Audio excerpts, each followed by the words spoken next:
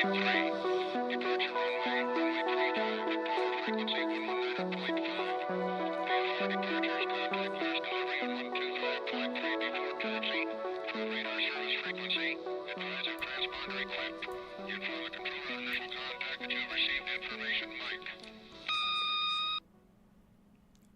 everyone, and welcome to the Yissilmissil Productions channel. My name is Stephen Yissil, and today we are continuing our deep dive series into the Bermuda Triangle. We will be reading from chapter 4. We have this large list of planes that went missing, and we'll be reading off all those names. And just thank you for being here. I really appreciate that you guys are here going through all this with me. So we have this list to go through, and we also have some photographs that we'll check out at the end here of the various planes. But today's chapter is titled Aircraft Damage and Injury Index Presumed. So if you're reading along, it's page 89. And again, we're on the second Bermuda Triangle book by Gian J. Quasar. So let's get this Illuminati up here on the screen. Alright.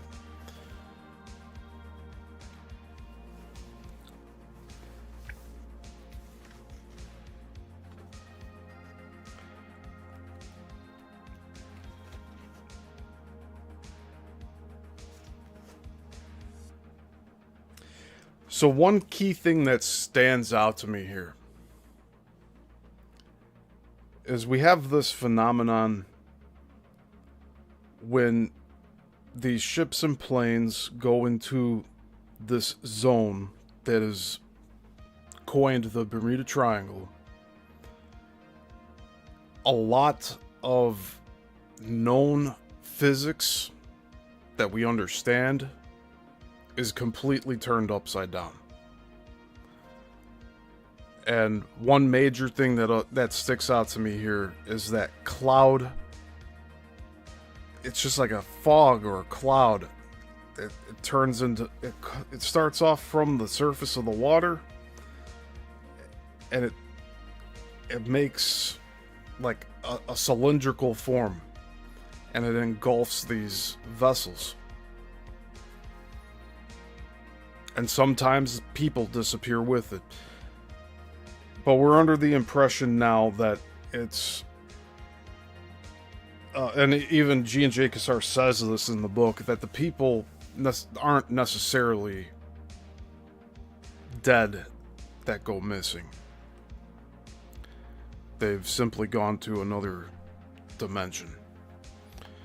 Which is... I mean, that's a better story than them just mysteriously dying. So we put our prayers out for everyone who has succumbed to this and met the end of their lives going through this area. But there's a lot of people that have gone missing that are just not here anymore. They're not dead, but they're not here anymore.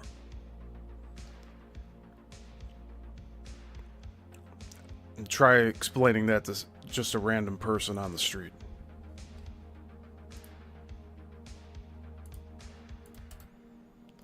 Alright, so before we jump into this, I'm gonna send this out real quick. Make sure we got our people on Facebook knowing what's going on. But, yeah, I have Substack, I have BitChute, Odyssey, Instagram, Facebook, and of course YouTube. Rumble as well, if I didn't say that already.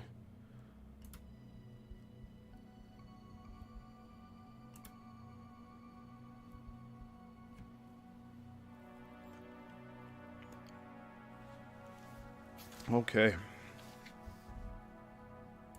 Let's get to it. Again, make sure to drop a like down below. Also, if you have anything to add to this conversation and this deep dive, let me know in the comments below. And I will follow up with you and share my thoughts to your questions. Okay? And that helps keep the channel moving along. So, without further ado, let's get started. And we will run through this entire chapter today. I don't think we will be here for 2 hours. I think it'll be more like an hour and a half. But let's get started. Chapter 4. Aircraft damage and injury index presumed. Prior to the index year of 1978, the records of the National Transportation Safety Board hold very little, and database searches will only give the barest of information regarding missing aircraft. Called a, quote, brief, end quote, this information essentially includes location, course, some hint of weather conditions, the number of those aboard, and the type of aircraft. A brief summary may also be at the bottom of the one-page chit if there is more specific information available to summarize. Redundant information is not recorded, such as the extent of what was, for a disappearance anyway, obviously a fruitless search. Altogether, the quote brief, end quote, lives up to its name. With or without a summary, the incident is always concluded with officious terseness. Quote, aircraft damage and injury index presumed, end quote. Considering that a disappearance is being summarized there, is little more... Sorry, I'll reread that. Considering that a disappearance is being summarized, there is little more that can be deduced with certainty. Prior to the index year of 1962, there is nothing to even form a dot matrix printout. Although the Civil Aeronautics Board, the precursor to the National Transportation Safety Board, investigated the accidents to small private aircraft under the heading, quote, general aviation, end quote, the reports were eventually thrown out or remain lost in boxes in a warehouse, the likes of which is probably best illustrated at the ending of the movie Raiders of the Lost Ark, where even the Holy Ark of the Covenant could be conveniently lost amongst all that the federal government owned and carelessly stored. Averaging missing aircraft statistics during the span covered by extant records, however, can provide one with relative certainty as to how many must have vanished in the time prior.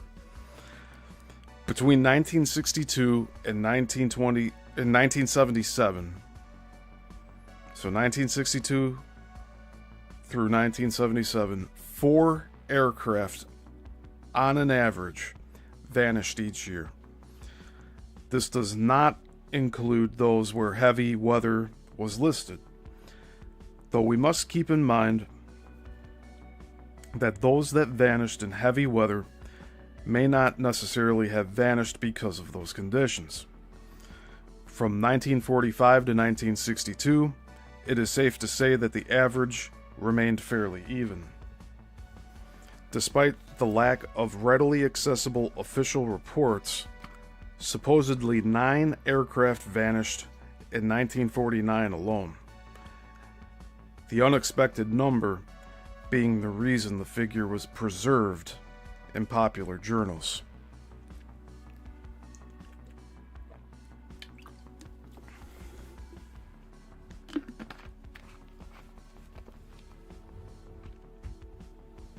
The number of airplanes lost in unusual circumstances in the 1950s must be staggering, comparable to the 40 aircraft that vanished between 1962 and 1977. It should be noted, however, that the 1960s was the dawn of the golden age of the weekend wing flyer, with perhaps many more small aircraft flying the Bahamas than in the 1950s, thus perhaps providing a greater average for missing aircraft.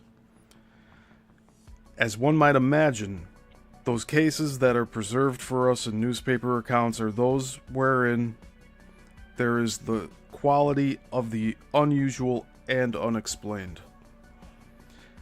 Such is the case of the disappearance of a Maryland couple, George and Margaret Dixon, who on January 27th, 1960, were returning to the U.S. from their honeymoon vacation in Puerto Rico. Nearing the Caicos Islands in their Cessna light plane, Dixon sent radio messages indicating that he was lost and couldn't find the island group. Overhearing him and acting as a link with base stations was a military C-54. For 20 minutes, the pilot tried to home in on Dixon's messages, yet without success before the radio waves fell silent. No trace was ever found of the plane or the life rafts and life vests it carried aboard. Quote, "It is believed that a faulty radio-magnetic compass may have caused the couple to overshoot their destination and then ditch the Cessna 180 when it ran out of gas." End quote. Presents a frustrating conclusion because of the lack of clarity whether Dixon stated he believed his compass was faulty or whether the pilot of the C-54 merely deduced this in the absence of being able to make out what the actual problems were. As we will see, pilots who encountered electromagnetic aberrations, including the, quote, electronic fog, end quote, have still been able on occasion to use their radios, though the communication is weaker than normal and their words confusing to others trying to listen in. The disappearance of the Pompano Beach nurse Carolyn Cascio, that's spelled Coscio, and her boyfriend Richard Rosen on June 6, 1969, appears almost identical to the Dixon disappearance. She too was flying in the same general vicinity. In this instance, trying to find Grand Turk just south of the Caicos Islands. Cascio indicated she too was lost, but was circling two islands, quote, with nothing down there, end quote. Meanwhile, guests at the Ambergris K Hotel, so this is spelled Ambergris, the Ambergris K Hotel, were annoyed by her light Cessna 172 repeatedly circling overhead. Finally, it dashed off into the sunset. If Casco's plane, such a foolhardy act, was her final attempt to find Grand Turk. No explanation exists for why she thought she was circling a deserted island. No trace of Cascio and her aircraft were ever found. While a further discussion of this incident is reserved for later, it is interesting to note here no reason could be discerned why she was lost. Just as in Dixon's case, whether it was her compass or the malfunction of any other equipment. Details were scant but provocative for the disappearance on February 10th, 1974, of a charter twin-engine Briton-Norman Islander which vanished precisely at 7:31 p.m. while in the remarkable circumstances of coming in for a landing at Harry S. Truman Airport on St. Thomas, U.S. Virgin Islands. This incident was known to this present observer only through the brief and its intriguing summation.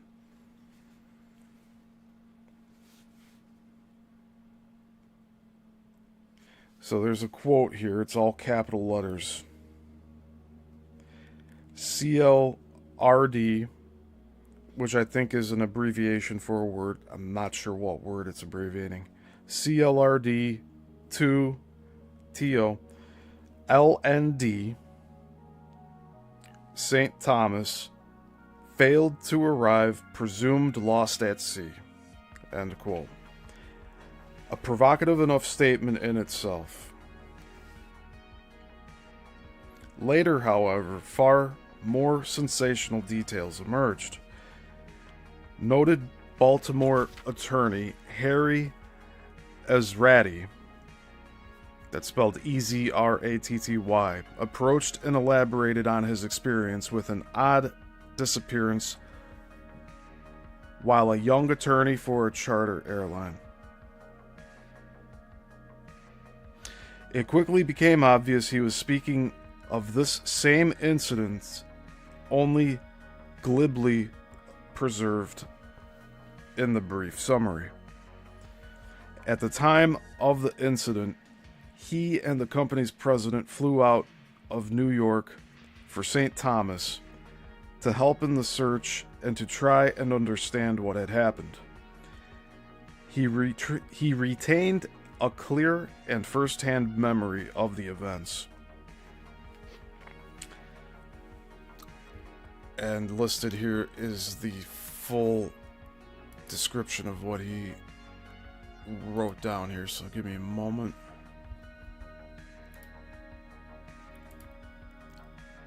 I have a feeling that this show is not being sent out to the subscribers. Probably because I changed the date on this, but it shouldn't have done that. So I'm going to make a quick post here so people get notification.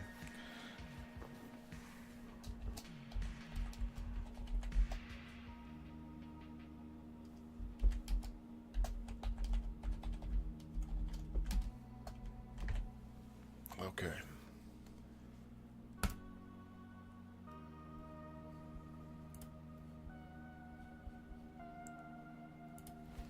So this is the letter, or the notes of the event.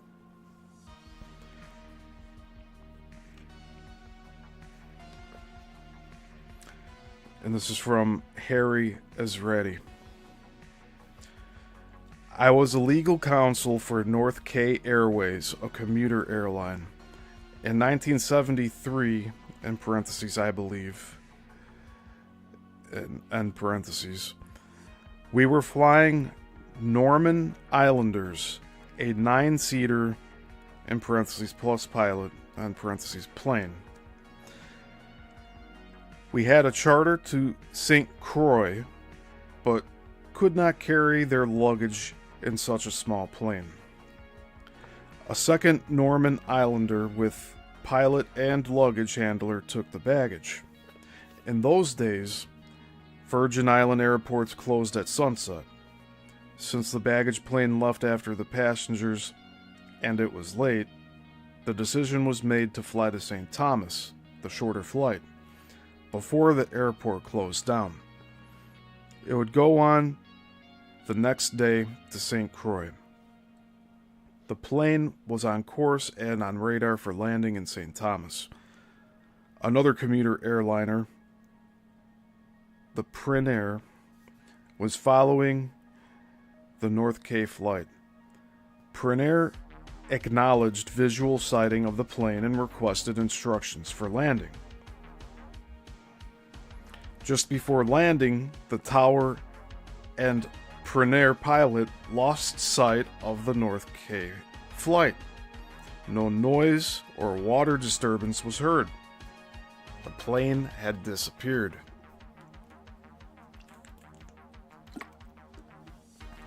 The next morning, I received notice of the event and with the CEO flew to St. Thomas. Since the event occurred in the landing path, we could not linger over the site. The waters off St. Thomas, as I'm sure you know, are as clear as water from the tap. Despite divers and aerial visuals, and in parentheses, we landed and took off several times so that we could fly over the area, end parentheses. There was no wreckage of the plane, no floating luggage, nothing. A bizarre sidelight of this encounter was that the widow of the pilot filed for death benefits under workman's compensation. The labor board had a hard time handling the claim because she couldn't prove his death. And so that's the account there, and I believe we're now hearing from this book's author, continuing on. Another attorney took over the case for Ezrati in the Southern District of New York and finished it in 1980. But it was doubtful whether he still had the paperwork and original report from the National Transportation Safety Board. Another lead could provide more details. This would be the compensation records. Ezrati recalls that the widow of the pilot took things in hand and finally got, quote, an expert in compensation claims, end quote, and somewhere the report might exist in his work or in viable depositions contained therein. Startling examples of similar inexplicable circumstances can be found in the incident reports on other missing aircraft. From 1978 to the present, all reports are still available. Actually, over the first 4 years of available reports, there are over 30 aircraft disappearances. So that's 30. Hey Juan, good to see you here. I'll be checking the chat every now and then. I'm just going to continue reading through here. Just trying to keep it on pace. Good to see you here, though, Juan. So actually, over the first 4 years of available reports, there are over 30 aircraft disappearances, with at least one in each year suggesting incredible circumstances. One involving the participation of, quote, electronic fog, end quote. Another indicating time-space displacement. A blatant encounter with UFO interference. And most notably in 1978, the very first year of available records, an incident almost identical to the disappearance of the Norman Islander in February 1974, except in this case the details are carefully preserved in the accident report narrative and no less incredible than those recalled by Harry Ezrati. The disappearance also involved a twin-engine charter. This was a Piper Navajo, also coming from St. Croix at night and so close to landing at Harry S. Truman Airport that its landing light was being watched by the tower controller, William Kittinger. The circumstances are more unbelievable because essentially, this is the only case in the triangle in which an aircraft was observed in the form of its landing light to suddenly vanish before the eyes of a witness. He had cleared the twin Piper Navajo for landing and was presently watching its landing light steadying in line with runway 9. He shifted his glance to the radar scope to follow a Heron DH-114, presently taking off from a parallel runway. Here he noticed that the scope only showed a single blip, the Heron taking off. He quickly looked back out the window of the tower, and there was no more landing light from the Navajo. Within the span of shifting glances from the window to the scope,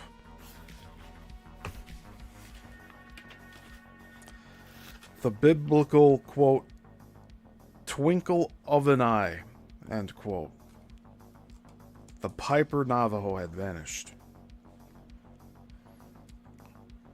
Immediately alerted to a possible down aircraft, a Cessna 172 in the landing circle diverted and overflew the approach, but sighted nothing. An intensive search over the days following found no trace, nor did it sight anything in the, quote, tap water, end quote, the clear shallows which comprise the ocean over the approach route. Moreover, the Navajo was equipped with an ELT, but there was no signal ever picked up. And the incident remains one of the most peculiar in the Triangle to this day. So I want to say here, with this particular instance, it brings up the question of the whole observation effect, that this even extends into the Bermuda Triangle. Once nobody else is looking at or observing these aircraft or ships, that's when the phasing in and out of this dimension to the other one happens.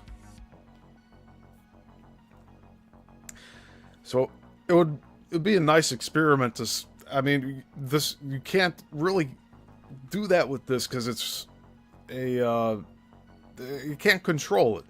This is happening spontaneously, but in a controlled environment, I wonder if you were still able to observe this phenomenon the way it is, like as naturally as it is in the field here, that once that last set of eyes leaves the target craft in question, that's when all of this weird stuff happens. But if you were to be watching this thing the whole time, maybe nothing happens.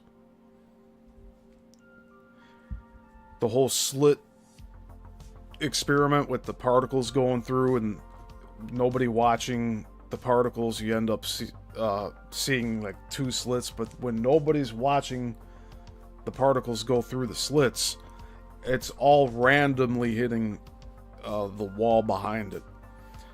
But if you were to observe it, it would continue to be in formation just within the two lines of the slits. So I'm wondering, like, that has to be connected somehow to all of this.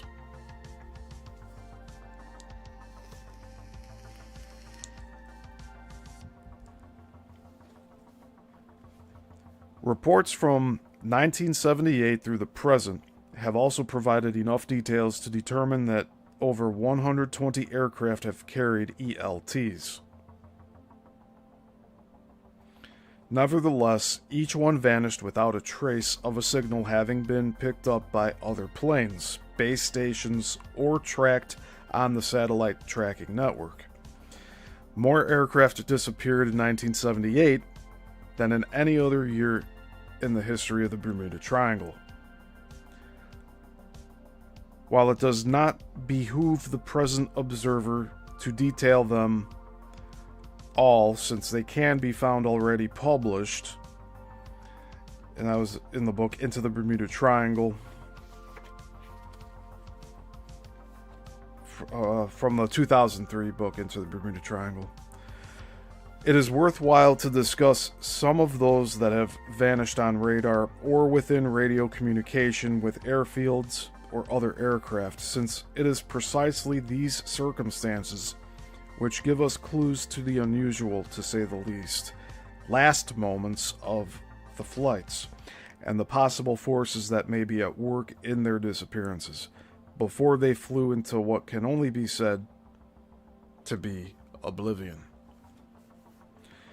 All sorts of circumstances have been captured on radar, which has given rise to a whole new field of evidentiary interpretation. A solitary blip indicating the target has, on the next sweep of the scope's arm, suddenly become more than one blip, a sure indication that the aircraft imploded during convective storm activity. Spatial disorientation has been captured preceding loss on radar, evident by an erratic course, many times followed by a 360 turn to lower altitude before radar coverage is discontinued by what is obviously the crash of the aircraft. Altogether, this recording the sequence of a, quote, dead man spiral, end quote, into the sea. Wreckage is found in each scenario, but for those that leave no trace at sea indicating a crash, coincidentally, or possibly not so coincidentally, radar shows that they just had, quote, winked out, end quote. One turn of the radar scope, they are there. The next, it is blank. Within this scenario, there is the disappearance of a DC-3 airliner on September 21st, 1978. One of the 11 disappearances of aircraft that year. Along with the sudden, quote, blotting out, end quote, of the Piper Navajo coming in for a landing, this incident makes that 1 year of the most provocative in the history of the Bermuda Triangle. N407D was over the Florida Straits en route to Havana with a special clearance when it veered to one side as if avoiding something, and then it was gone. The search was immediate, one that included Cuban rescue forces as well. Often the excuse, whether truly believed or chosen out of conformity, the aircraft disappeared because of tardy searches, meaning that the sea had enough time to disperse the debris, is not applicable here and in many other disappearances.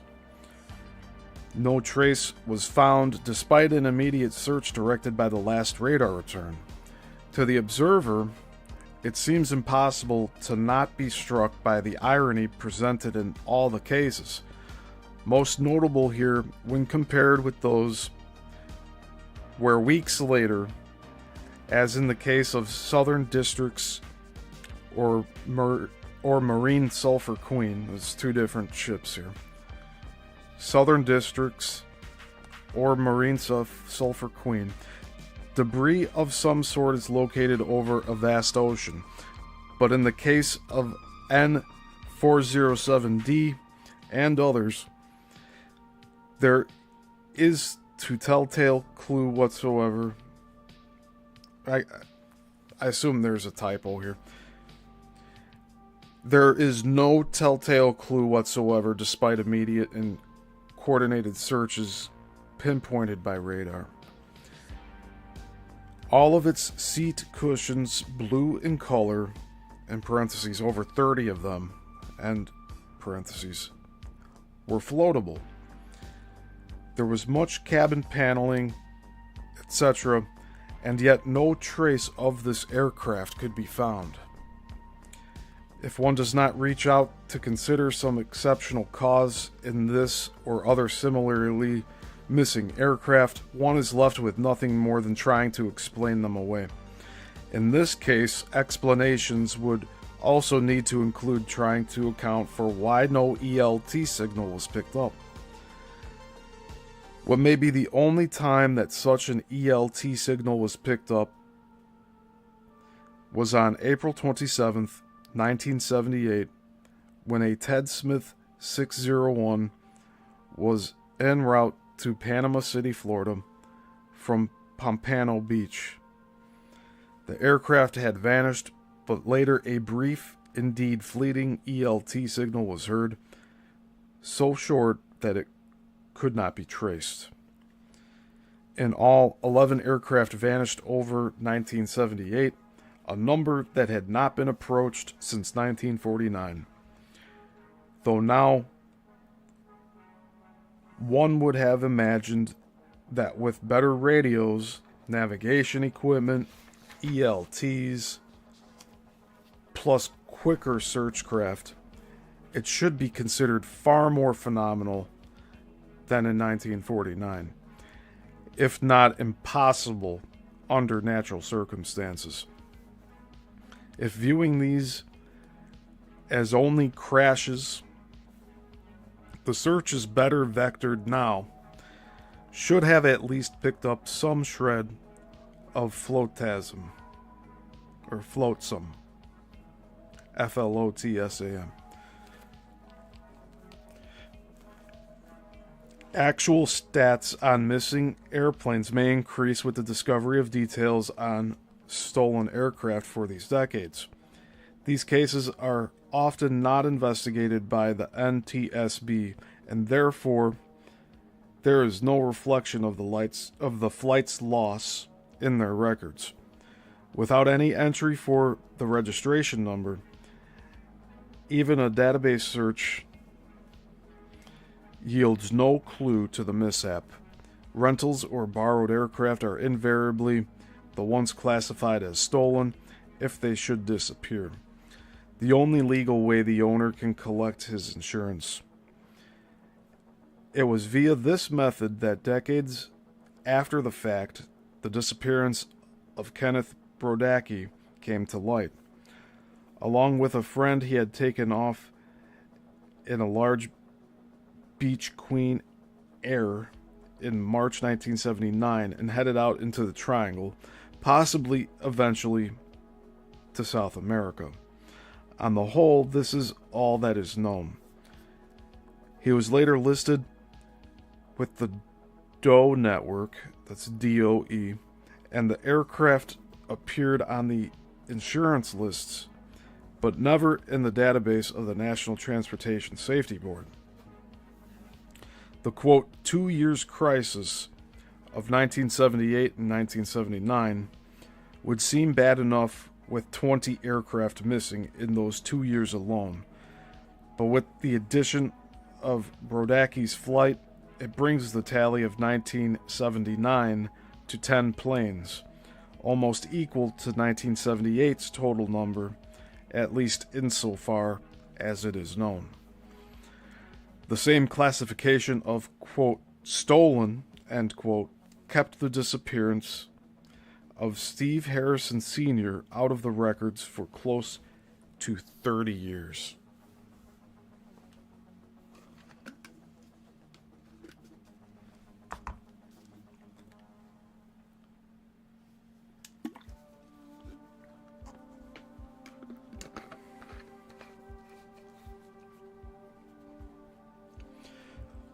With his own light twin Cessna 310 in the shop in North Carolina, he rented a Cessna 310 and flew his friend to the Bahamas. He phoned his wife the night before his return trip, and somewhere over the Bahamas, he vanished. Lawsuits later followed over insurance issues, as the owner of the aircraft had no choice but to declare the aircraft stolen, despite the circumstances. Steve Sr.'s daughter, Pam Harrison, would begin the first detailed search for her father 30 years later. In this case, one that tried to reconcile unidentified wrecks in the Bahamas with the registration number of the missing aircraft. No study of missing aircraft in the Bermuda Triangle can fail to accept the significance No study of missing aircraft in the Bermuda Triangle can fail to accept the significance of one stunning disappearance. This is the disappearance on June 28th, 1980 of N3808H, an air coupe 415D off the west coast of Puerto Rico, after a panicked mayday in which the pilot, Jose Torres, is reporting he is taking evasive action to try and escape a, quote, weird object, end quote, bearing down on him and at times trying to prevent him from making the safety of the nearby coastline. In the background, his passenger, Jose Santos, can be heard to say, quote, "Look, look," end quote, in somewhat odd tone. And I believe that's the recording that we have playing at the intro of this series. I have a little bit of radio chatter in the intro at the very beginning, and that, I believe, is from this instance.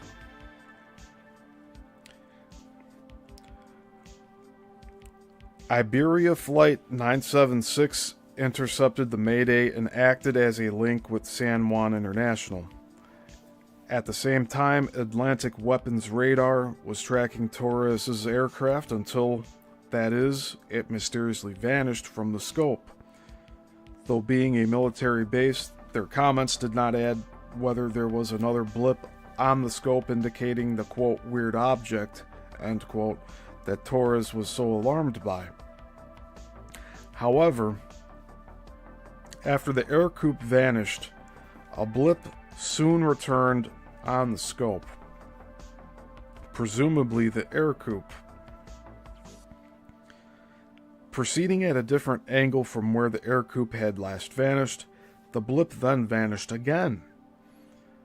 Within this time span, if this was Torres and Santos, neither sent a message elaborating on their current circumstances.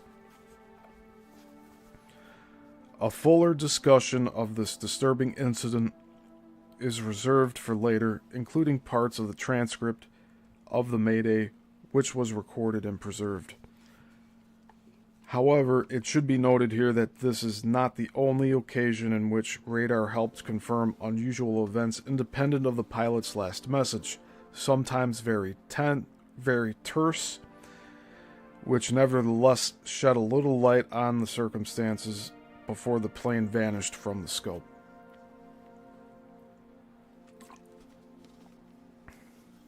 In another case, after the aircraft had vanished, a blip indicating the plane returned to the scope, also tracking in another direction, but the pilot still sent no more messages.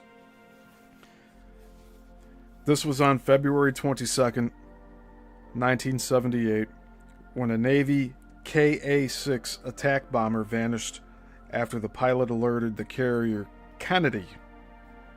So that's the name of the carrier.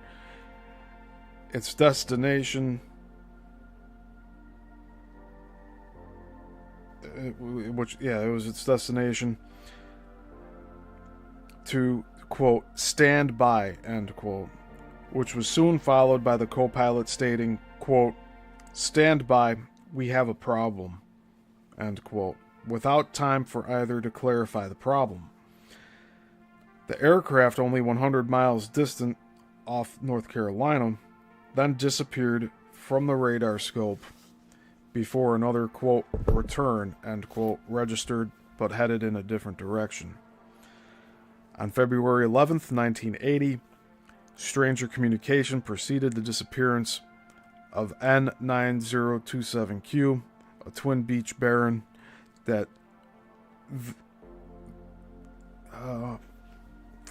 my apologies here. On February 11th, 1980, stranger communication preceded the disappearance of N9027Q, a twin Beech Baron, than that which preceded Torres and Santos' disappearance.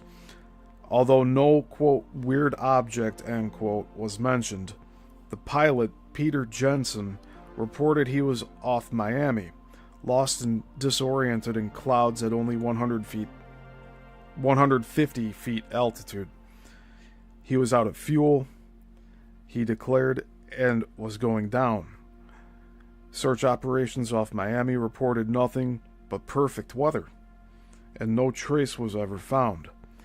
This proved to be only one of the mysteries. Miami had never heard Jensen. They never heard Jensen. Jetliners around Bermuda, 1,000 miles away, had actually intercepted the messages and had relayed his mayday to Miami. Even stranger than the displacement of the radio maydays, which can be explained by rare, though freak, bounces in the atmosphere, there is the report from the tower of Caicos Island, which is about 600 miles distant from Miami. Later that night, after searches off Miami had been secured, specifically 6 hours after Jensen's last message indicating he was out of fuel and ditching, they distinctly heard the call letters of Jensen's aircraft N9027Q, spoken by, quote, a young voice, end quote. This fit Jensen perfectly. And in parentheses, he was only 16, though a student in the Civil Air Patrol, end parentheses. This voice stated that he was only 10 minutes out and requested permission to land. Given permission by the tower, he nevertheless did not arrive. Jensen and the Baron are still listed as missing to this day, though no explanation can be given for the radio messages that came in 6 hours after fuel starvation and 600 miles from where he had last reported himself disoriented in, quote, clouds, end quote, off the stunningly clear Miami coast. Freaking delayed radio messages were received after the disappearance on January 6th, 1981, of a Beechcraft Bonanza with 4 persons on board, piloted by, quote, Robert Spector, end quote, a rather ominous name in light of events. The 4 were headed to Nassau to answer charges on illegal gun possession. About 20 minutes past their Nassau ETA at 11:41 a.m., the first mayday was picked up by a pilot over the Yissilmissil. The message was faint and did not include a call sign. Hours later, now past the time of Spector's estimated fuel exhaustion, another pilot over the Yissilmissil heard more than one mayday, this time with Spector's call numbers spoken. This indicated the aircraft was lost for unknown reasons. While it is easy to believe they staged their own disappearance instead of facing the consequences of a Bahamian court, the mystery extends beyond what one would think could be manipulated by human ingenuity. The last radio message was picked up at least 30 minutes after fuel starvation would have happened. Despite an aircraft remaining in the vicinity to act as a good Samaritan between the tower and, quote, Spector, end quote, the messages could not be homed in on, and the Good Samaritan pilot could not get the messages in louder or prompt. Sorry, this felt like a run-on sentence here. Despite an aircraft remaining in the vicinity to act as a good Samaritan between the tower and the, quote, Spector, end quote, the messages could not be homed in on, and the Good Samaritan pilot could not get the messages in louder or prompt a more concise answer from Spector. It could be suggested that the faintness of the messages could indicate the aircraft had landed in Cuba. though this does not explain why no other aircraft except those two in the vicinity of the Exumas had overheard the maydays. Nor does it explain why Spectre would continue to transmit from a secret airfield runway after the time of his fuel exhaustion, which would only tend to create suspicion he was faking the messages in order to fake his own demise at sea. Investigation only clouded things more. It turned out Spectre was completely unknown to Opa-locka Airport, where the plane was based. It is inexplicable that there was no warning message preceding the disappearance on March 31st, 1984, of a beefy Cessna 402B en route to Bimini from Fort Lauderdale, considering that the Cessna was tracked on radar, which showed it suddenly slowed to a dangerously low airspeed of 90 knots, and then after maintaining this for a brief span, plunged off the scope. No trace of the aircraft was found in an immediate search. The only clue at sea level didn't fit. Two witnesses saw an aircraft or a tall splash indicative of a plane impact into the shallow waters east of Bimini, about 35 miles from where the Cessna 402B had vanished off the scope. There was no other aircraft missing that day, and searches and dives failed to find a trace where the witnesses saw the splash in the water, which was only 18 feet deep and therefore should have easily revealed aircraft wreckage below.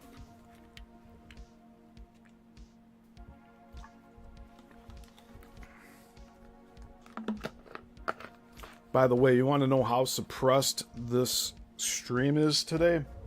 We have 2,110 subscribers, but one concurrent viewer with 3 total views. And we've been on for 54 minutes.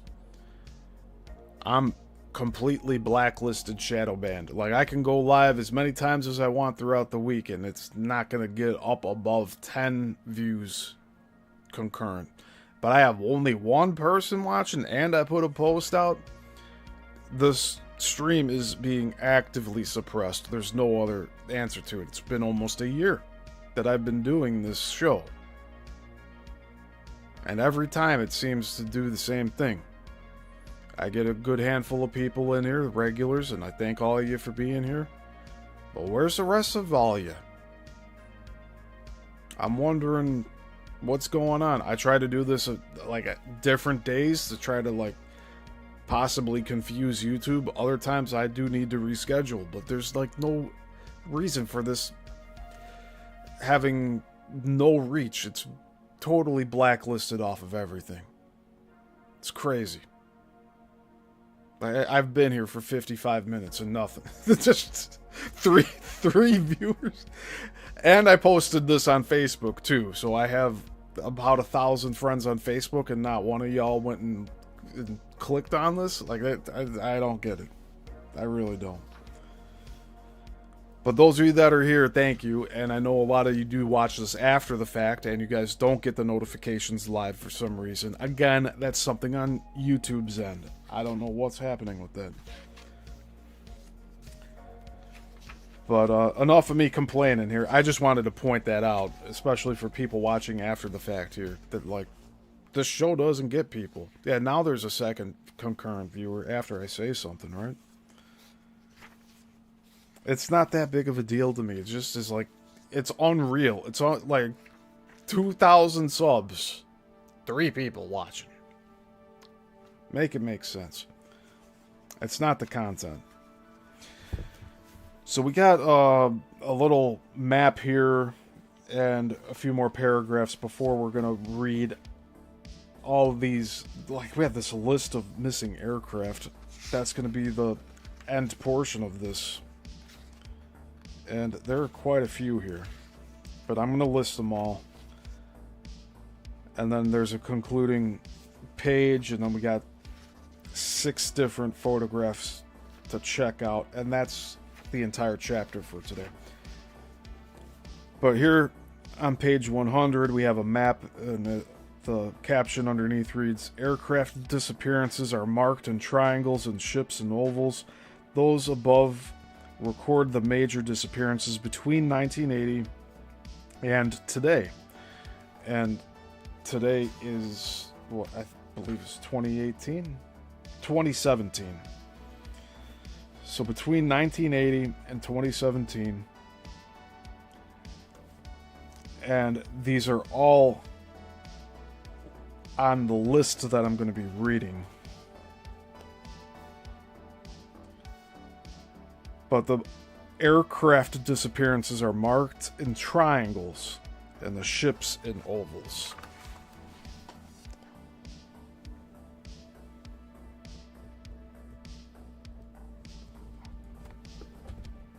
I went too close. I messed up the camera. Hold on a minute. Okay. So we have this map of Florida. Is it Florida?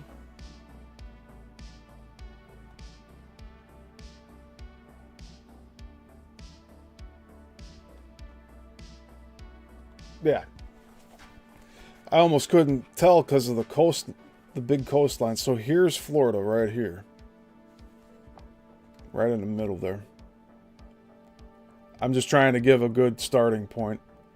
But everything around the coastline of Florida, then trailing off through to all, this is all shallow water. And then out on the side here, man, I really got to fix this here. I don't know why it keeps on moving.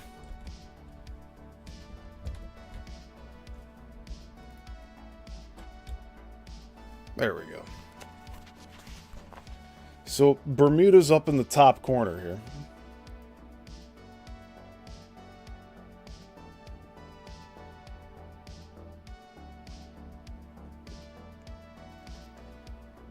And really, it's kind of hard to see the ovals and triangles on this. Really, what I'd have to do is like scan these pages in and just blow it up really big.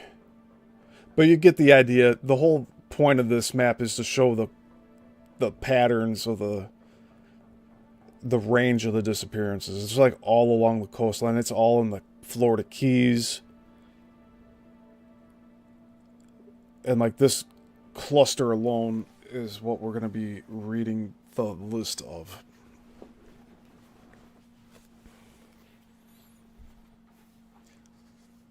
Juanavila says that's a shame what they do. Yeah, in regards to YouTube, it's kind of crazy. I'm monetized. They want me to do a lot more reels. Like, they've clearly proven that to me, that that's what they want from me. But I like doing these long form videos. I'll be making reels of this show and Coral Castle at some point. But I would be starting from the very beginning of the series. I feel that would be the best way to go about it. I like doing things in sequential order. But I could also just take clips from this show and put 3 clips up, and that's going to just make the channel explode. Because the reels, for some reason, get hundreds to thousands of views per upload. That's great. But there's like lack of engagement. It's like there's all bots on YouTube. Like nobody, like maybe there's 20 to 30 of you that are really actually looking at the channel, and everybody else are bots, just like not speaking or liking anything, just a view, and it comes and goes. And I've been noticing a lot of the, I don't know, it's crazy. Whatever. YouTube can do much better, and they're not. Like, I'm not even talking about anything current with politics. It's like, I'm specifically, this deep dive, that's all we're talking about is Bermuda Triangle. And what strangeness happens here. Everything that's documented here. So we got 2 paragraphs to read, and then we're going to get into the missing aircraft list. And this, the purpose of me reading this list out is to just have you understand the immensity, like the amount, just the sheer amount of just completely disappeared planes and ships.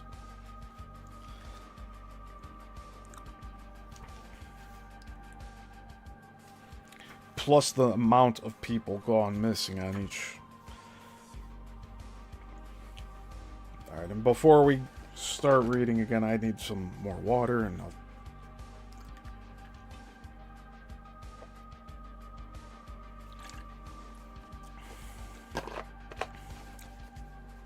I feel we'll wrap up within the hour.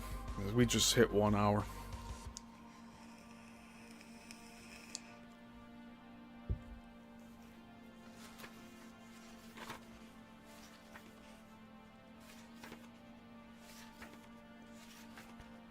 Okay. Although radar did not confirm unexplained or even alarming events preceding the disappearance for many of those aircraft lost over the 1980s and 1990s, mystery is overwhelmingly associated with the aftermath of their losses. Not only was the total lack of any flotsam in the immediate searches a cause for comment, but this mystery remains to the present time. Many were flying over the shallow Bahama banks, almost unavoidable for the airways in the southwest corner of the Bermuda Triangle. Over time, no unidentified wreck site has formed on the shallow bottoms. Each site should easily stand out as a green scar in contrast to the soft azure colors of the sandy bottom, because of like the moss and everything probably that would grow on the vessels there. This marled area is the result of the turtle grass and other undersea growth that thrives in shallows on the wrecks, but not otherwise in the miles of sandy bottom. Colloquially, these are called, quote, eyes, end quote, because they stand out vividly as little circles of vegetation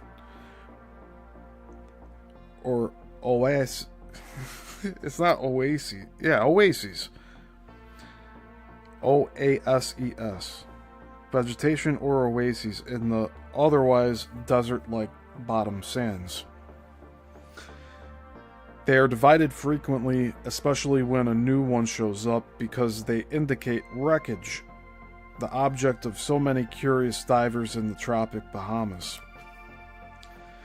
None of the dozens of aircraft that vanished over the shallow banks, none of those that vanished close to shore, ever left wreckage to be located on the beaches or retrieved by the heavy yacht traffic over the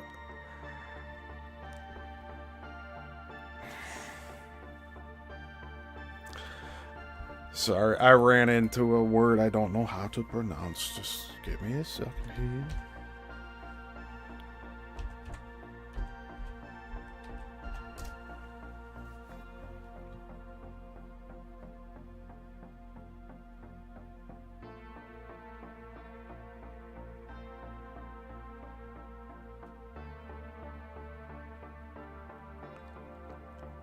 Archipelago.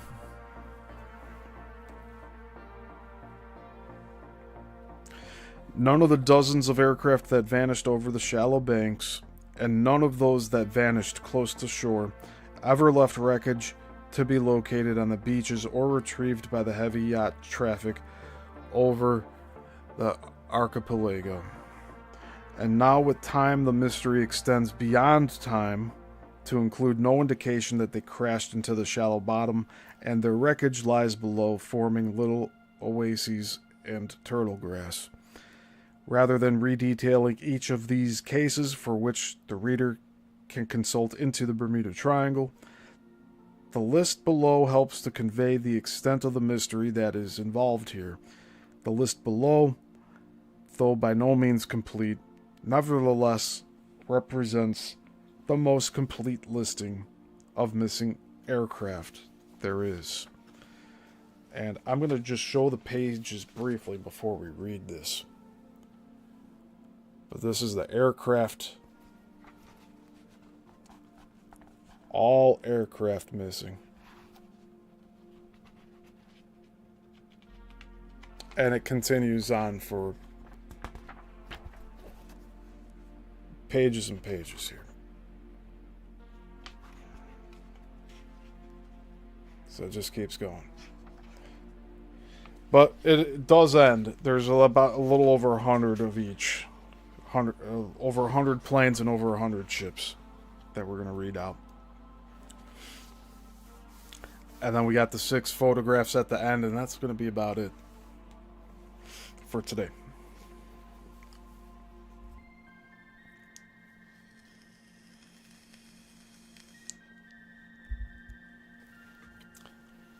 And we are going from 1942 to 2012 for the planes. And then for the vessels, 1917 through 2016. Missing aircraft in the Bermuda Triangle. 1942. February 15th. 047B on patrol near Dry Tortugas. 3 people. June 5th. PBY Catalina in Gulf of Mexico.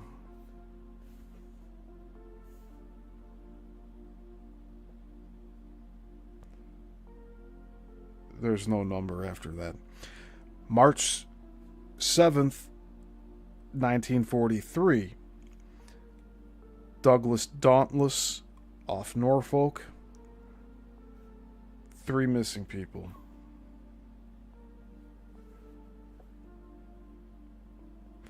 I assume that's what it is, right? I'm assuming that's the number of people that were... Yeah, it's... Later on, it's saying the amount of crew. So, March 7th, 1943, Douglas Dauntless off Norfolk. 3 people. June 21st, 1943, Ventura... near Marquesas Keys, 5 people.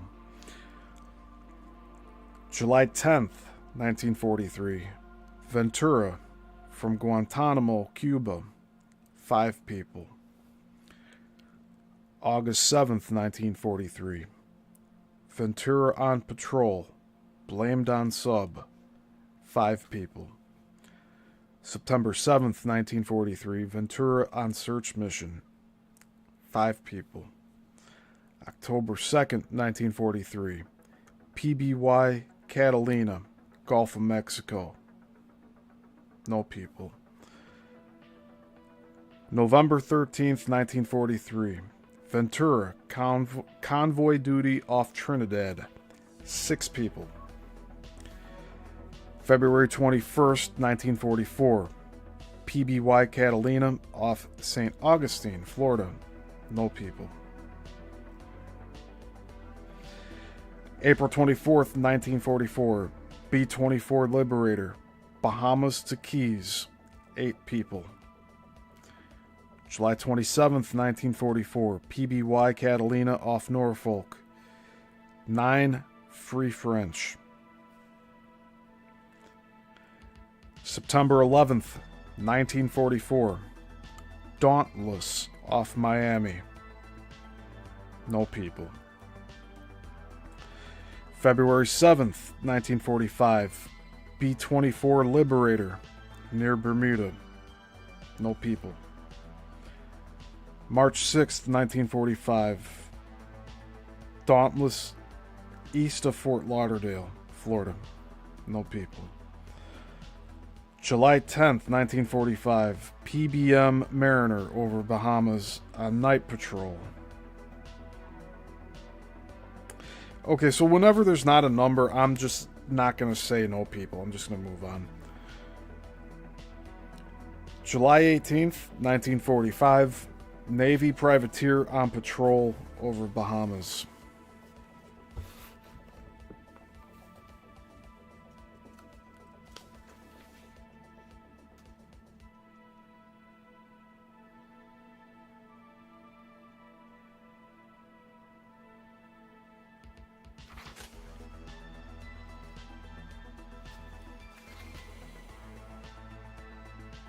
That's kind of odd. So they listed everything with, like, they started the list on the next page. So now we have a numbered list.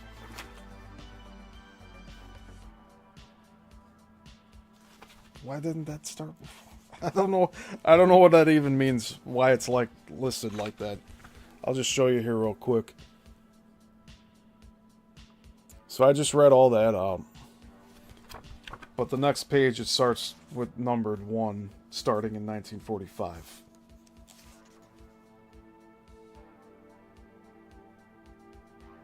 Okay. Here we go. Number 1, 1945, December 5th. The entire training flight of 5 Navy TBM Avengers. Crew, 14 people. And we'll be talking about the Avengers and what happened with those planes. There's a whole separate book about it by the same author.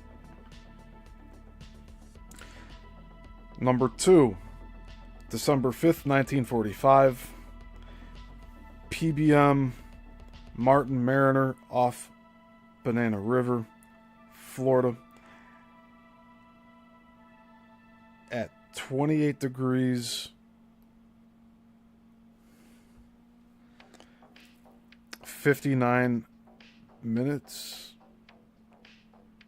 NL and 80 degrees 25 minutes WL. Crew 13 people.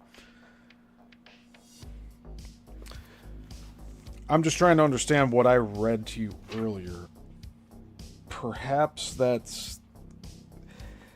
we were reading off the numbers at the end. Maybe that means there's like the incidents 3, and then if there's 1, it's not listed as a number. That seems to be what it was.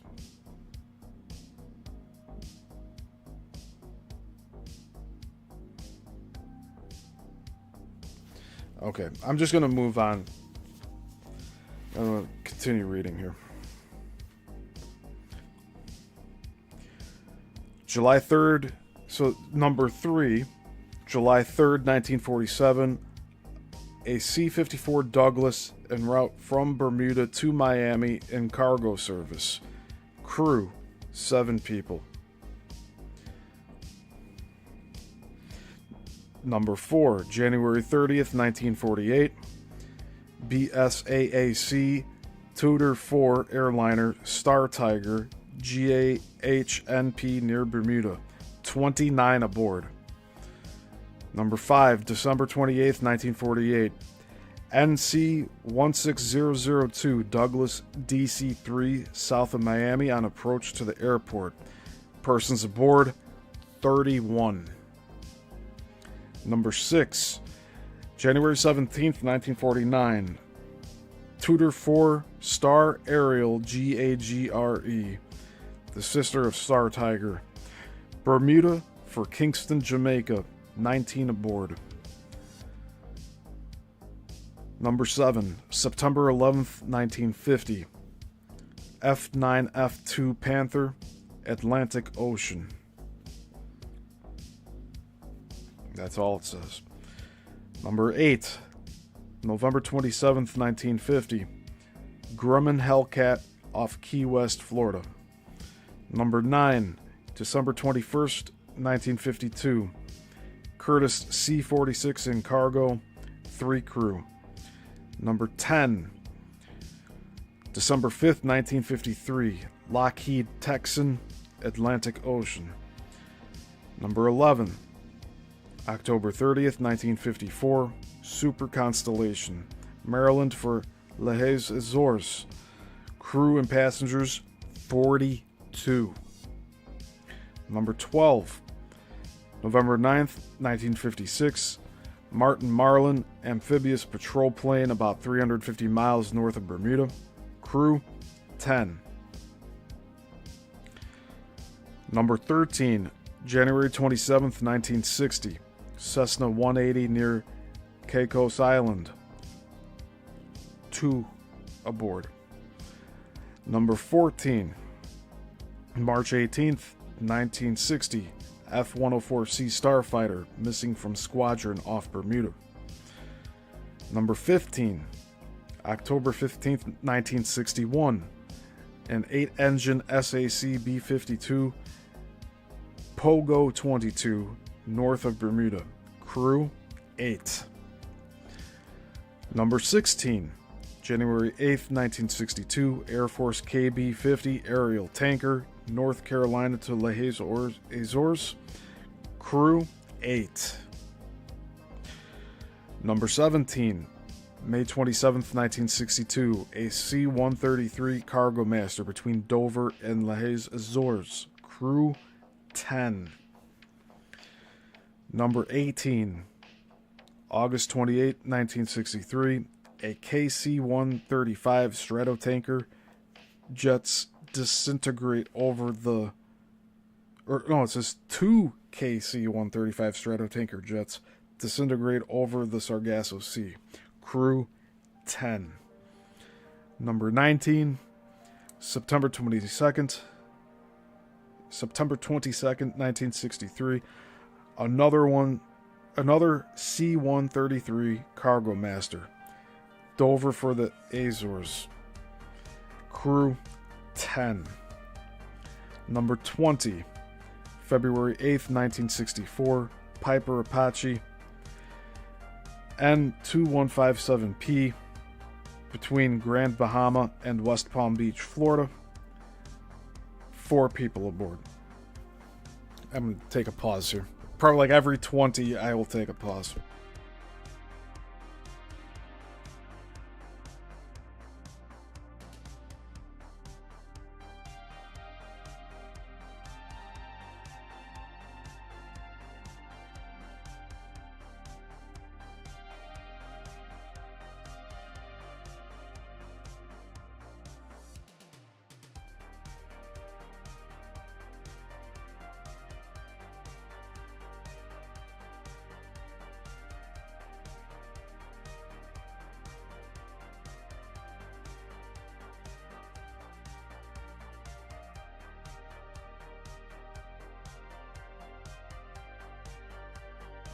Okay, the next pauses won't be as long.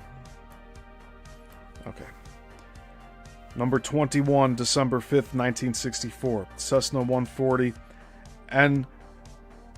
N81089 with 2 persons off New Smyrna Beach, Florida.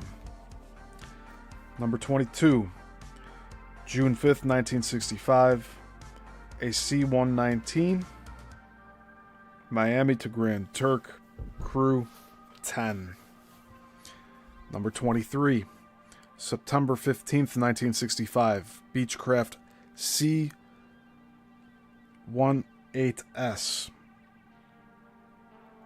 N8063H with 3 persons near St. Thomas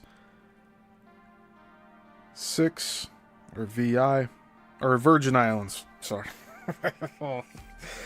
Near St. Thomas, Virgin Islands, around 7:26 p.m.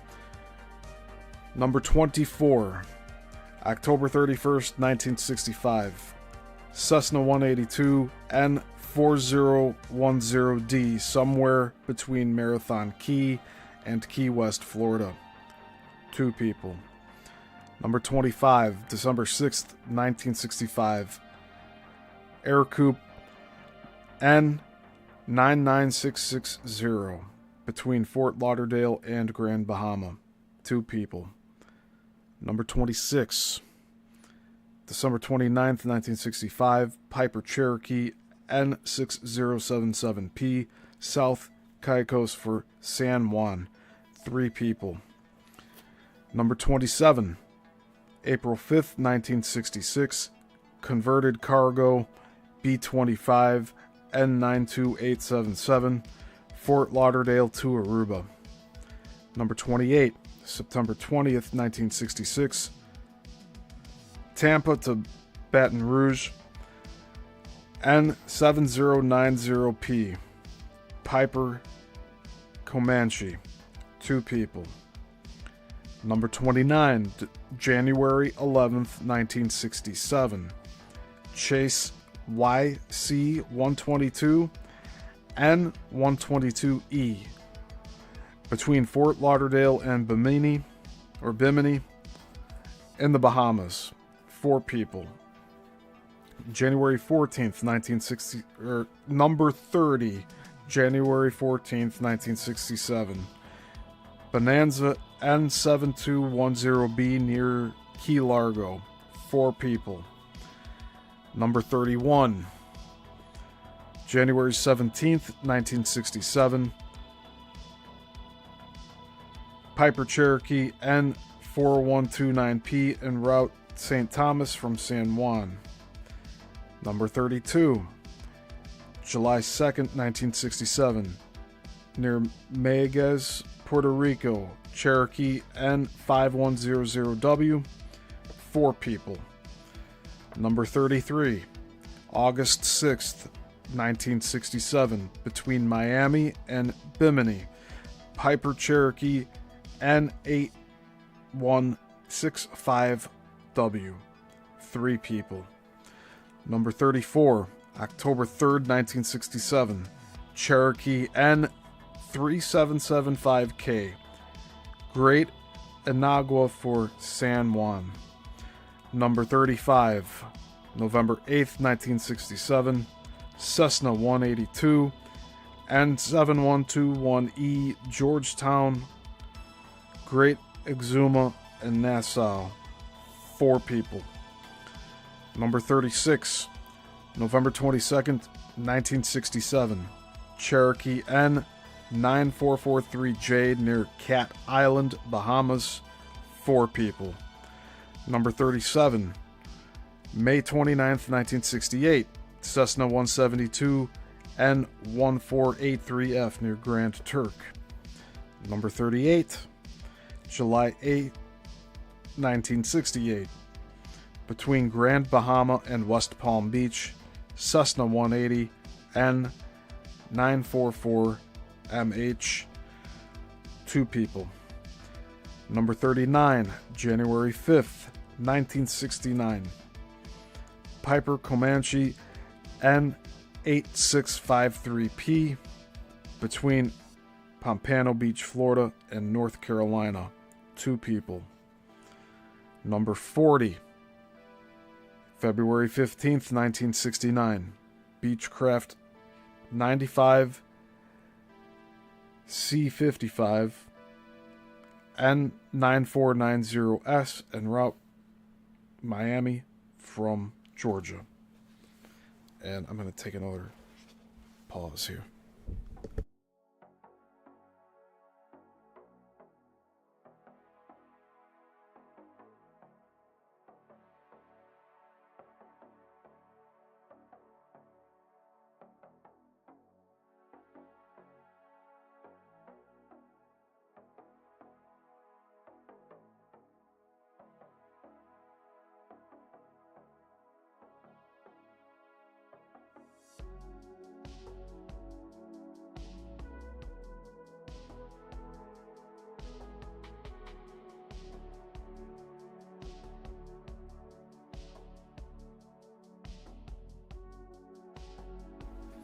Hey Andreas, I see you there. Thanks for stopping in. I'm really heavily shadow banned at this current moment. I don't know why. Maybe because I'm getting close to sharing stuff that like people don't share too often here. It's like YouTube's trying to encourage me to not do these shows. That's what it seems like. But we're going to keep going.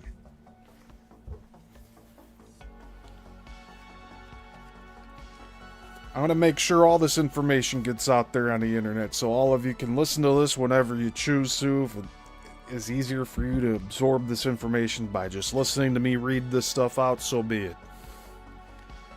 That's why I'm doing this. Number 41. And by the way, these are all planes that have gone missing. Number 41, March 22nd, 1969. A Beechcraft N609R between Kingston, Jamaica and Nassau. 2 people. Number 42, June 6th, 1969. Cessna 172 N8040L between Grand Turk and Caicos Island. 2 people. Number 43, June 29th, 1969. A B-95 Beechcraft Executive N590T. Great Anagua for San Juan. Number 44, August 3rd, 1969. Piper PA-22 N8971C, West Palm Beach to Albion, New Jersey. 2 people. Number 45, October 11th, 1969. Pilatus Britain Norman Islander N852JA, Great Anagua for Puerto Rico. 2 people. Number 46, January 17th, 1970. Piper Comanche N9078P between Nassau and Opa-locka, Florida. 2 people. Number 47, July 3rd, 1970. Between Maiquetía, Venezuela and San Juan, Puerto Rico. Cessna 310G N1166T. 6 people. Number 48, November 23rd, 1970. Piper Comanche N9346P between West Palm Beach and Kingston, Jamaica. 3 people. Number 49, March 20th, 1971. A Cessna 177B N30844 with pilot en route Andros Island from Miami at 3:18 p.m. Number 50, July 26th, 1971. Piper, a rental near Barbados. 4 people. Number 51, September 10th, 1971. Phantom II F-4E jet on routine maneuvers 82 miles south of Miami. 2 people. Number 52, December 21st, 1971. Cessna 150J N61155 with pilot after leaving Pompano Beach, destination unknown. Number 53, October 10th, 1972. Super Constellation N564E between Miami and Santo Domingo. 4 people. Number 54, March 28th, 1973. Cessna 172 N7050T after leaving West Palm Beach, Florida, with pilot. Number 55, May 25th, 1973. A Navion A16 N5126K between Freeport and West Palm Beach. 2 people. Number 56, August 10th, 1973. Beechcraft Bonanza N7956K, Fort Lauderdale to Marsh Harbor, Bahamas. 4 people. Number 57, August 26th, 1973. After departing Vieques, Puerto Rico, Cessna 150 N50143. 3 people. Number 58, December 20th, 1973. A lake amphibian N39385 between Nassau and Bimini. 3 people. February 10th, 1974. Pilot and his Cessna 414 N803Q vanish after leaving Treasure Cay, Bahamas. Number 60, February 10th, 1974. Britain Norman Islander N864JA with pilot at 7:31 p.m. on approach to St. Thomas. And I'm going to take another pause here.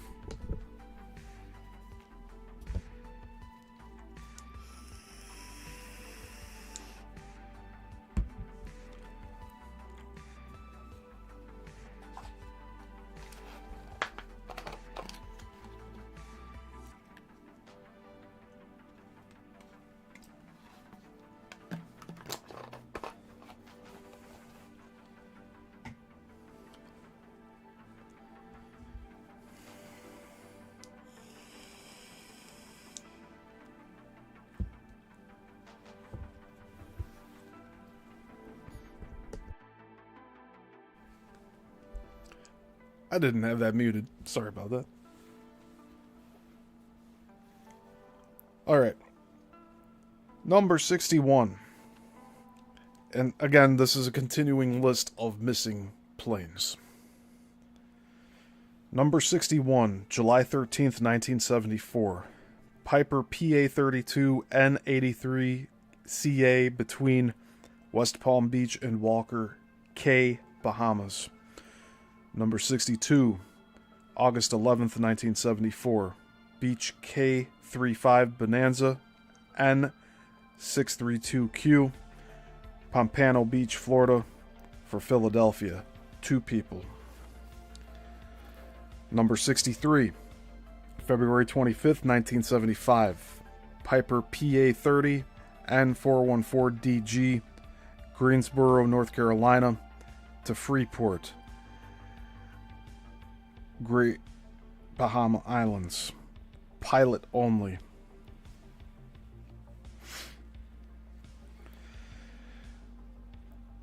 Number 64, May 2nd, 1975.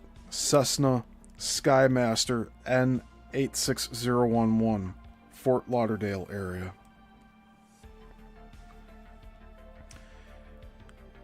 Number 65, July 28th, 1975.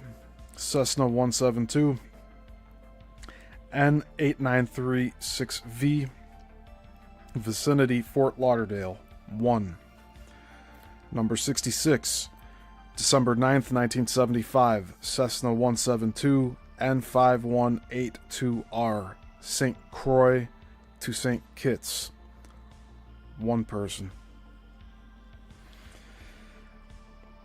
Number 67, June 4th, 1976. Beach, BEECH, Beach, D50 N1157, Pahokee, Florida, to Dominican Republic.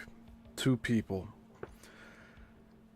Number 68, August 8th, 1976. Piper PA-28 N6377J, Veracruz, Mexico, to Brownsville, Texas. 1 person. Number 69, October 24th, 1976. Beach E50 N5665D, Opelika, Florida, to Grand Turk Island. Number 70, December 28th, 1976. Piper PA-23 N4573P, Anguilla to Beef Island. 6 people. Number 71, February 22nd, 1978. A Ka-6 Navy attack bomber vanished from radar 100 miles off Norfolk en route USS John F. Kennedy. 2 people missing. Number 72, March 25th, 1978. Aero Commander 680 N126C, Opelika, Immokalee, Florida, to Freeport, Grand Bahama. 2 people. Number 73, April 27th, 1978. Ted Smith 601 N555BU, Pompano Beach to Panama City, Florida. 1 person. Number 74, April 30th, 1978. Cessna 172 N1GH, Atlantic Ocean. 1 person. Number 75, May 19th, 1978. Piper PA-28 N47910, Fort Pierce to Nassau. 4 people. Number 76, May 26th, 1978. Beach 65 N809Q, Haiti to Bahamas. 2 people. Number 77, July 18th, 1978. Piper PA-31 N689WW, Santa Marta, Colombia to Port-au-Prince. 2 people. Number 78, September 21st, 1978. Douglas DC-3 N407D, Fort Lauderdale to Havana. 4 people. Number 79, November 3rd, 1978. Piper PA-31 N59912, St. Croix to St. Thomas. 1 person. And in parentheses, it says right off St. Thomas, end parentheses. Number 80, November 20th, 1978. Piper PA-23 N54615, Defuniak Springs to Gainesville, Florida. 4 people. I'm going to take another break here.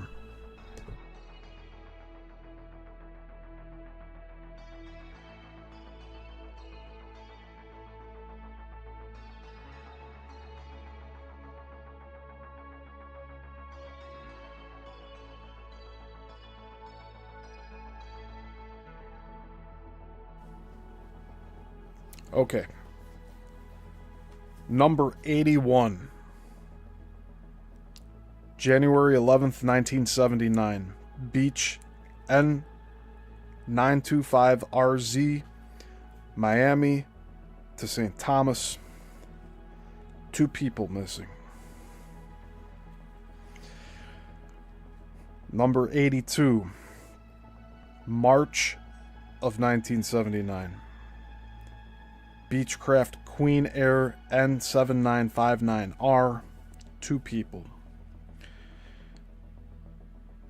Number 83, April 2nd, 1979. Beech E18S N4442, St. Lauderdale to Cat Island, Bahamas. 1 person. Number 84, April 24th, 1979. Piper PA 28R N7480J, Fort Lauderdale to Nassau. 4 people. Number 85, June 30th, 1979. Cessna 150J N60936, St. Croix to St. Thomas. 2 people.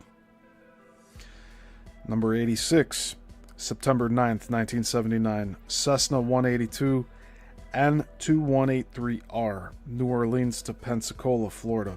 3 people. Number 87, October 4th, 1979. Aero Commander 500 N3815C, Andros Island to West Palm Beach, Florida. Pilot only. Number 88. October 27th, 1979. Piper PA-23 N13986. Montego Bay, Jamaica to Nassau. Pilot only. Number 89. November 19th, 1979. Beach D50B N1706. Delray Beach, Florida to Key West. One person. Number 89. December 21st, 1979. Piper PA-23 N1435P Aguadilla to South Caicos Island. 4 people. Number 90. February 11th, 1980. Beach 58 N9027Q. St. Thomas to unknown. Only pilot aboard. Reported stolen. Number 91. April 1980. Steve Harrison Sr. in a rented Cessna 310. Number 92. May 19th, 1980. Learjet N25NE. West Palm Beach to New Orleans. 2 people. Number 93. June 28th, 1980. Airco ERCO. Airco 415D N3808H. Santo Domingo, Dominican Republic to San Juan, Puerto Rico. 2 persons. Pilot reported UFO before disappearing. Number 94. January 6th, 1981. Beach C35 N5805C. Bimini to Nassau. Number 95. July 5th, 1982. Piper PA-28R 201T N505HP. Nashville to Venice, Florida. 4 people. Number 96. September 28th, 1982. Beach H35 N5999. Marsh Harbor to Fort Pierce, Florida. 2 people. Number 97. October 20th, 1982. Piper PA-31 N777AA. Anguilla to St. Thomas, Virgin Islands. 8 people. Number 98. November 5th, 1982. Beach 65 B80 N1HQ. Fort Lauderdale to Eleuthera Island, Bahamas. 3 people. Number 99. October 4th, 1983. A Cessna T210J N2284R. Andros Town, Bahamas to Fort Pierce, Florida. 3 people. Number 100. November 20th, 1983. Cessna 340A N85JK disappeared near Orangeville, Florida. Pilot only. And I'm going to take another pause here.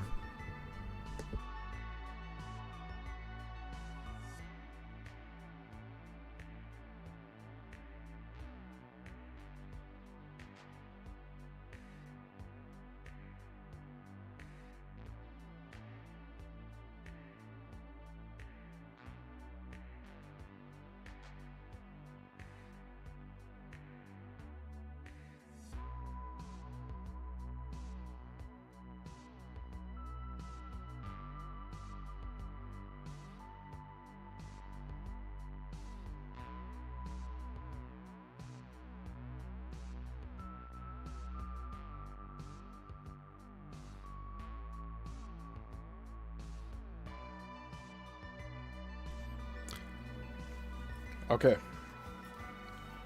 Continuing on with these missing flights. Number 101, March 12th, 1984. A Piper N39677 between Key West and Clearwater, Florida. 4 people. Number 102, March 31st, 1984. Cessna 402B N44NC between Fort Lauderdale and Bimini. 6 people.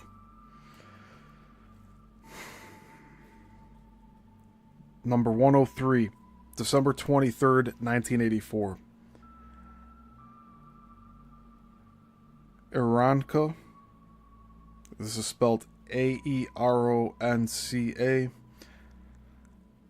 7AC N81947 between Cross City, Florida and Alabama. Pilot only.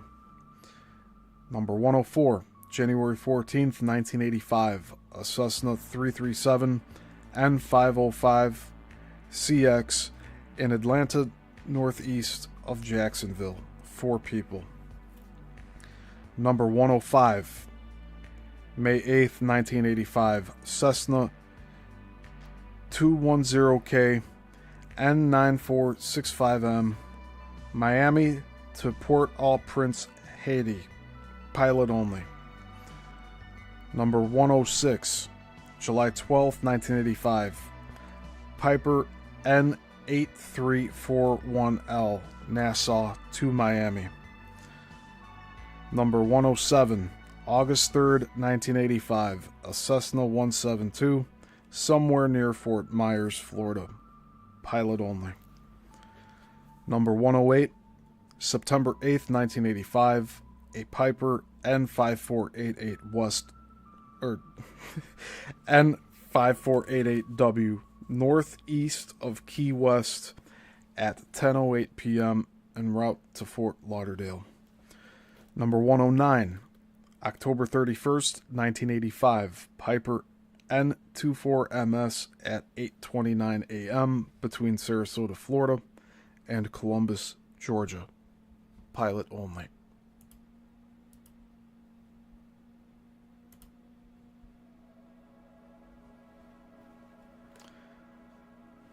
Number 110, March 26th, 1986. A Piper N3527E en route from Miami to West End or Freeport, Great Bahama Islands. 6 people. Number 111, August 3rd, 1986. A Twin Otter around St. Vincent. 13 people. And I don't know why this is listed with the same number, but April 27th, 1987. Cessna 337 N25195 Cozumel to Boca Raton, Florida. 2 people. So I guess that's number 112 and they missed it. This is a first edition, so things happen like this. But I'm just going to read it as it is printed in here. So that would have been number 112, but that's not how it's listed. Number 112, May 27th, 1987. A Cessna 402C N2652B, Palm Beach, Florida, and Marsh Harbor, Great Abaco, Bahamas. 1 person. Number 113, June 3rd, 1987. A Cessna 401 N7896F, Freeport to Crooked Island. 4 people. Number 114, December 2nd, 1987. Cessna 152 N757EQ, La Romana to San Juan, pilot only. Number 115, February 7th, 1988, a Beech N844G, Caribbean Sea, 4 people. Number 116, February 6th, 1989, a Piper N6834J, after departing Jacksonville, Florida. Pilot despondent. 1 person.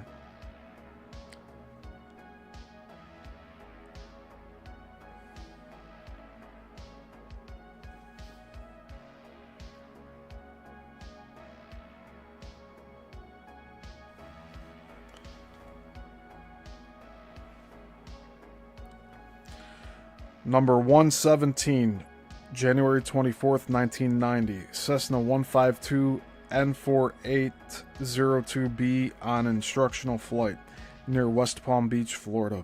2 people.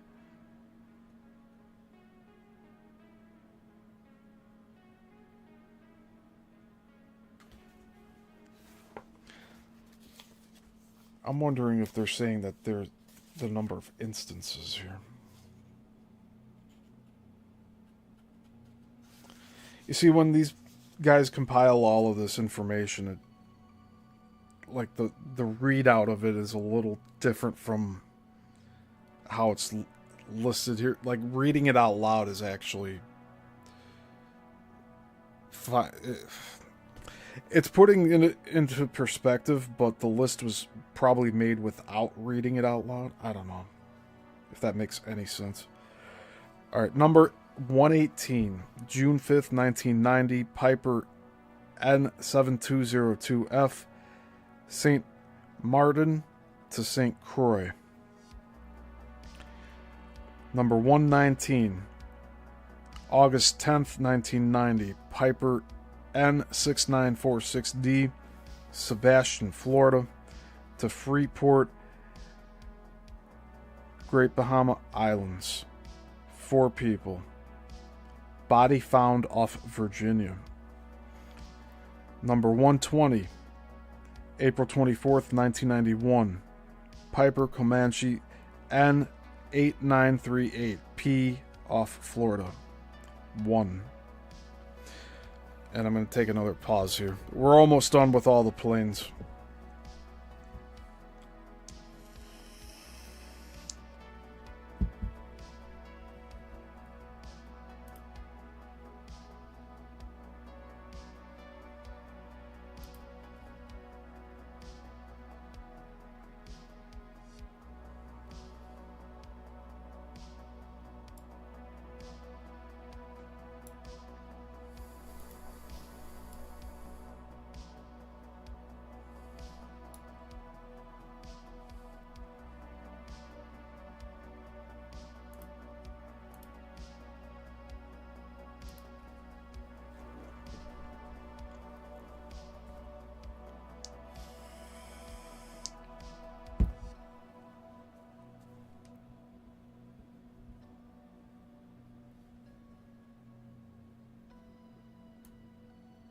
All right. Continuing on. Number 121, May 30th, 1991.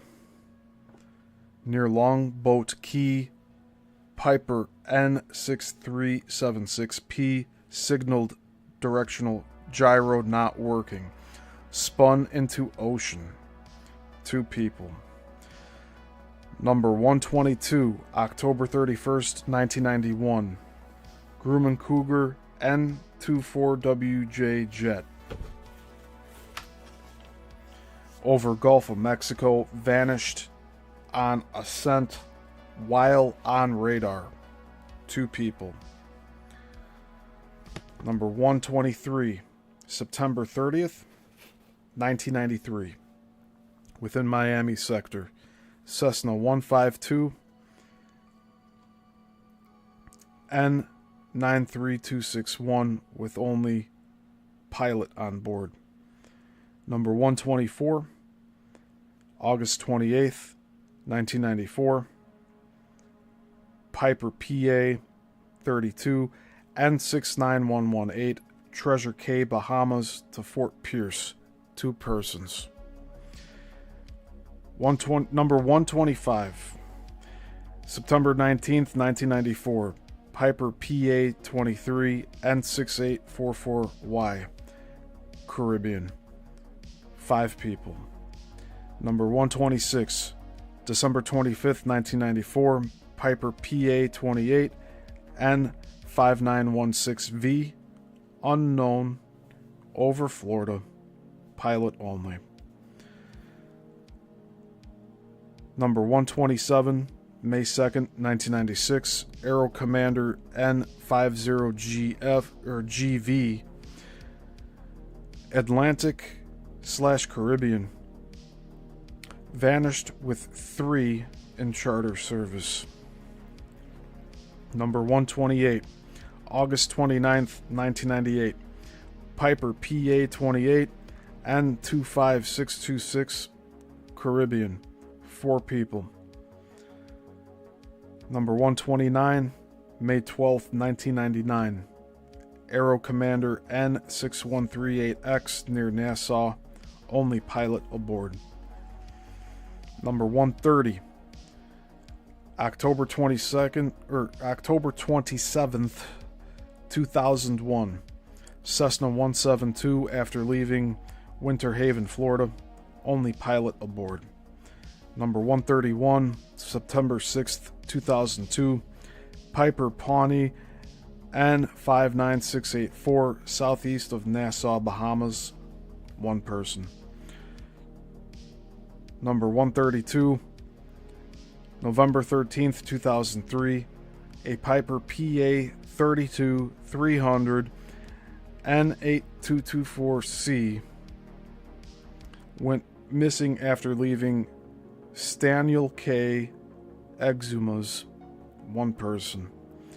Number 133, June 20th, 2005, Piper PA 23 N6886Y between Treasure Bay, Bahama Islands,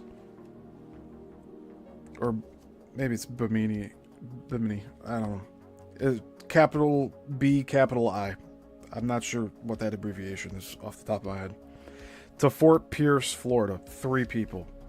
Number 134, April 10th, 2007, Piper PA 46 310P N444JH near Berry Islands, only pilot aboard.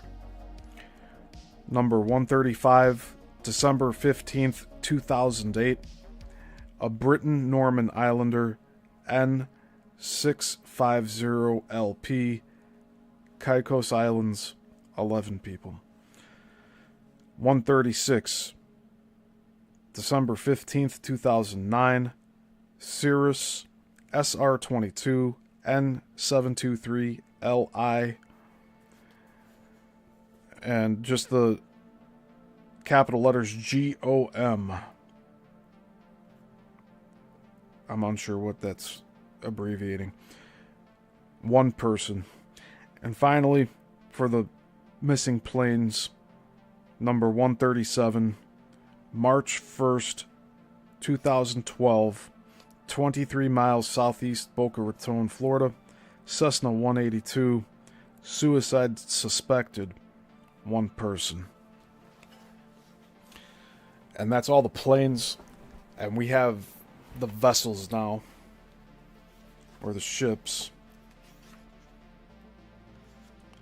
That's all of these reports. So, like, this was combed over by this author and put together nicely in this list, just to give you the immensity of disappearances here. And complete disappearances where they don't find the aircraft or the people.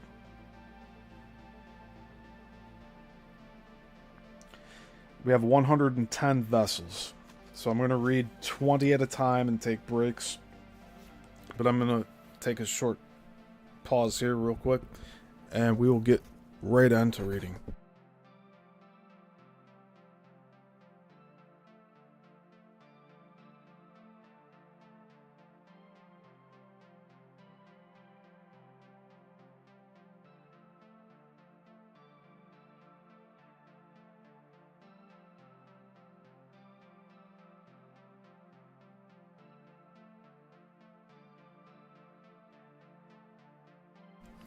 Okay.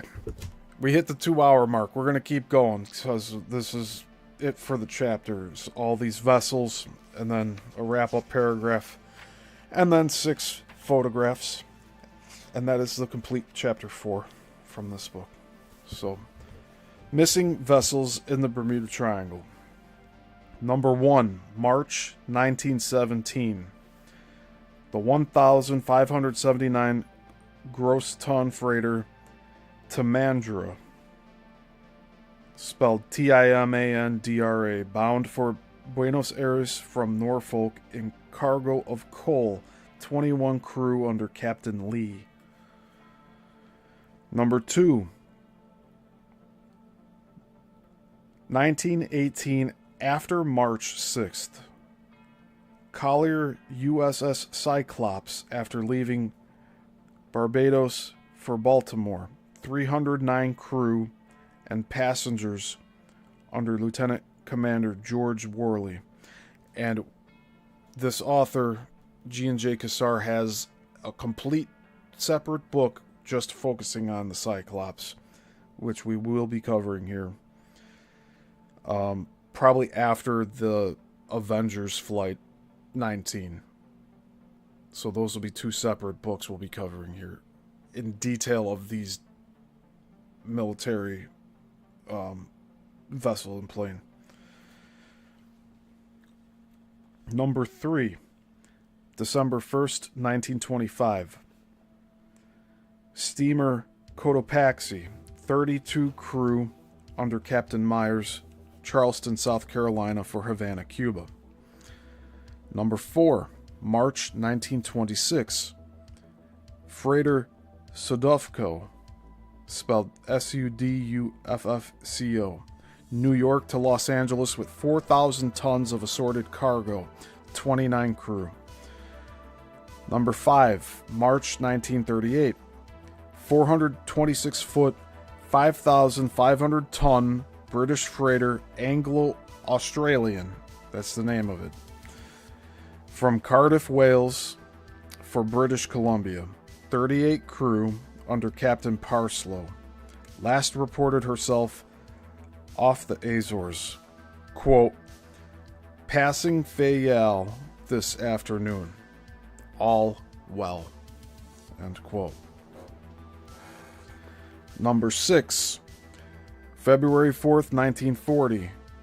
Schooner Gloria Colita, Gulf of Mexico, found derelict and awash.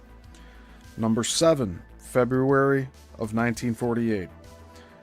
416-foot, 7,219 ton British freighter Samkey, that's one word, Samkey, reported herself at 41 degrees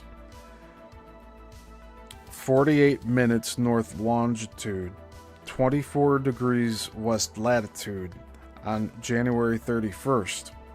Quote, all well, end quote. Crew of 43. Number 8, March 6th, 1948. Yacht Evelyn K, that's spelled Evelyn, and the initial K, is found deserted in the Florida Keys. 3 persons missing. Number 9, April 5th, 1950. The 185-foot coaster Sandra, with a cargo of DDT, appears in passage to Puerto Cabello, Venezuela, from Savannah, Georgia.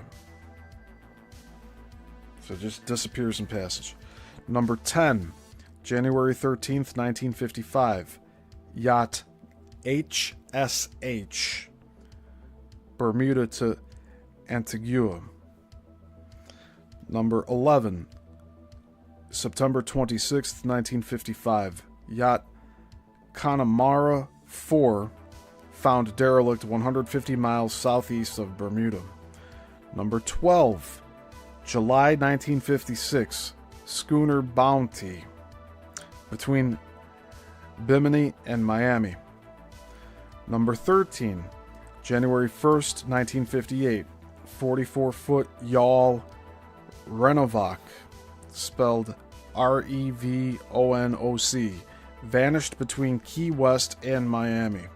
4 crew. Number 14, April 16th, 1960. Yacht Ethel C, spelled Ethel and the initial C, missing off Virginia. Number 15, April 5th, 1961. Yacht Callista 3, Norfolk to Bahamas. Number 16, November 1962. Windfall, a 56-foot schooner, left Mystic, Connecticut for Bermuda. 5 crew. Number 17, February 4th, 1963. A 504-foot T2 tanker, Marine Sulphur Queen, near Florida Straits. 39 crew. Number 18, July 2nd, 1963. A fishing vessel, Snow Boy, that's snow without the W, between Kingston to Northeast Caye. Number 19, 1964. There's no month, no date. 36-foot ketch, Dancing Feathers, en route from Bahamas from North Carolina. Number 20, January 14th, 1964.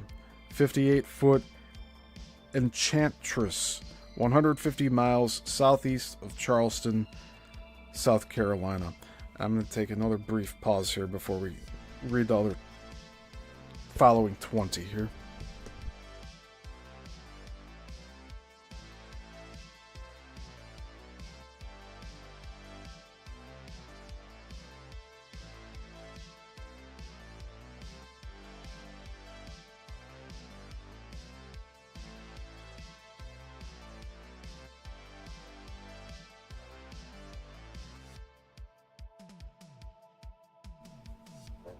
We're reading through this so you get the immensity of all of this. Number 21, October 28th, 1965. El Gato, near Great Anagua, Bahamas. Number 22, December 10th, 1967. Speed Artist is the name of the boat. Windward Islands. Number 23, December 22nd, 1967. Cabin cruiser Witchcraft, Miami Harbor. 2 persons. Number 24, July 4th, 1969. In the Sargasso Sea, freighter Cotopaxi sees derelict power yacht on automatic pilot. Number 25, July 12th, 1969. Vagabond found derelict on edge of Sargasso Sea. Number 26, August 1969. The 2 lighthouse keepers from Great Isaac's Rock Lighthouse near Bimini missing from their posts without reason. That's a first. We haven't heard about that. Number 27, November 2nd, 1969. Cabin cruiser Southern Cross found deserted off Cape May.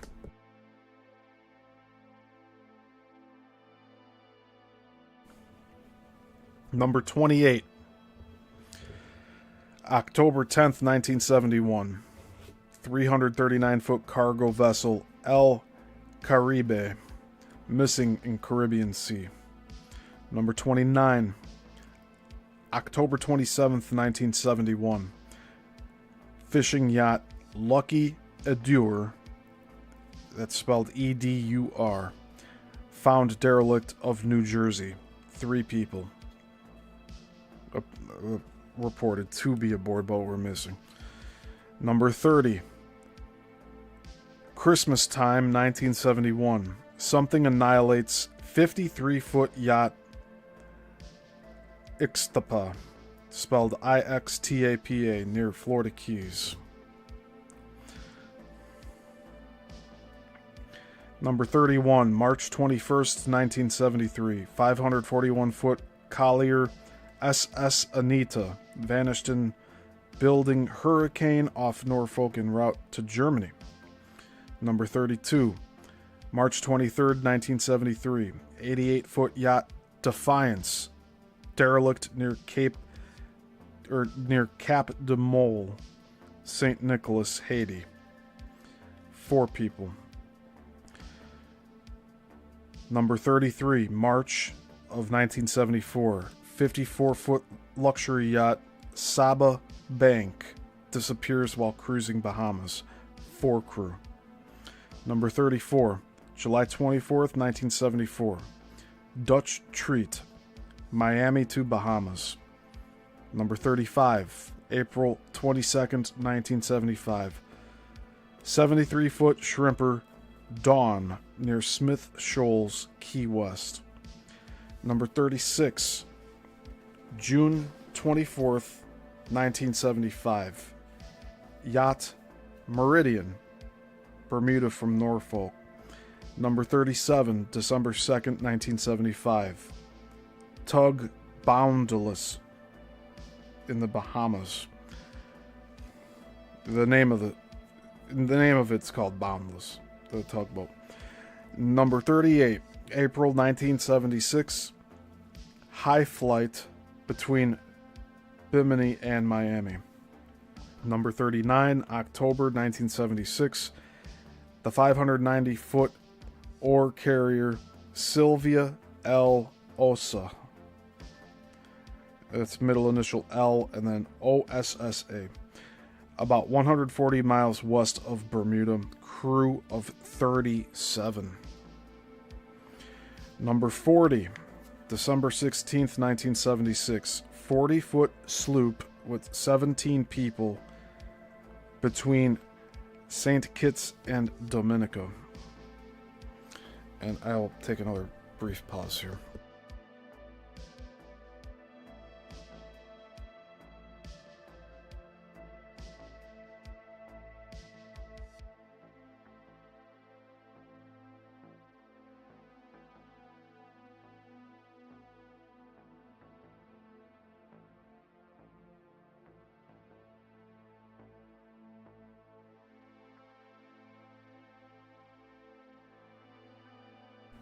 Okay. Continuing on. Number 41, November 20th, 1977. L'Avenir, that's L'Avenir, Maryland to Bahama. Number 42, January 2nd, 1979. Tug King Cobra near Cape Henlopen. Number 43, January 12th, 1980. Sequest sends mysterious call. Navigational equipment not working. Missing with 8 crew. Number 44. April 1980. 43-foot luxury yacht Polymer 3 while cruising Bahamas. 2 aboard. Number 45. July 26th, 1980. 38-foot sailboat Calia 3 found derelict in the Exumas, Bahamas. Number 46, October 26th, 1980. The 520-foot SS Poet in cargo of corn, Cape Henlopen.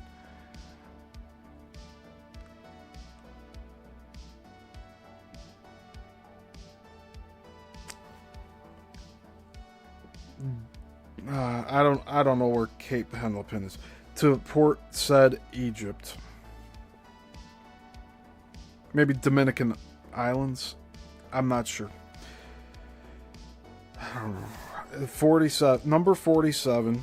July 26th, 1982. American yacht Penetration found deserted north of Sargasso Sea. Number 48. August 17th, 1982. British yacht found deserted in Atlantic. Number 49, February 26th, 1983. 44-foot sea lure. That's the name of the... In group of other fishing vessels while headed toward Dry Tortugas, later found derelict. Number 50, November 5th/6th, 1984. The 32-foot sport fishing boat Real Fine. So it's REALFINE. 2 words. Freeport to Fort Lauderdale. 3 persons. Number 51. February 22nd, 1985. 25-foot pleasure boat with 2 Canadians aboard. Freeport to West Palm Beach. Number 52. May 3rd, 1985. 6 persons disappear in an outboard off Surf City, North Carolina. Number 53.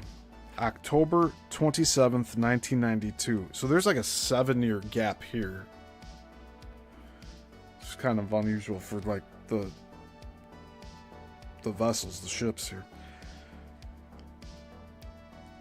October 27th, 1992, fishing vessel Mae Doris.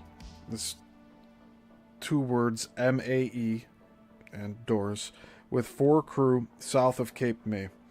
Number 54, March 4th, 1996, a 22-foot sailboat off of Key West. Number 55, March 20th, 1995, Germanic K, this is the initial K, motor vessel of 357 gross tons, Cape Haitian to Miami. Number 56, October 14th, 1996, 65-foot yacht Intrepid, 30 miles off Fort Pierce, Florida. 16 missing after quick mayday. Number 57, July 14th, 1997, 25-foot Atlantic runner in the North Atlantic. Number 58, December 1997, 23-foot Robalo, spelled ROBALO, off Virginia Beach. Number 59, January 2nd, 1998, fishing vessel Grumpy, found derelict. Number 60, May 1st, 1998, 35-foot converted sport fisher Miss Charlotte, hit off North Carolina by force that sucked everything off deck, then sunk. Crew survived. That's one to take a note of. Hit off North Carolina by force that sucked everything off deck, then sunk, and the crew survived. What happened there? I am going to take note of this one.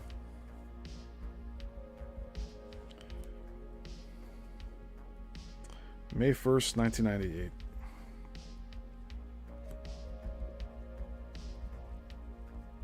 I think we talked about this one before, but that still stands out. Number 61. Oh, we got through 20 already, right? Let me take a quick pause here.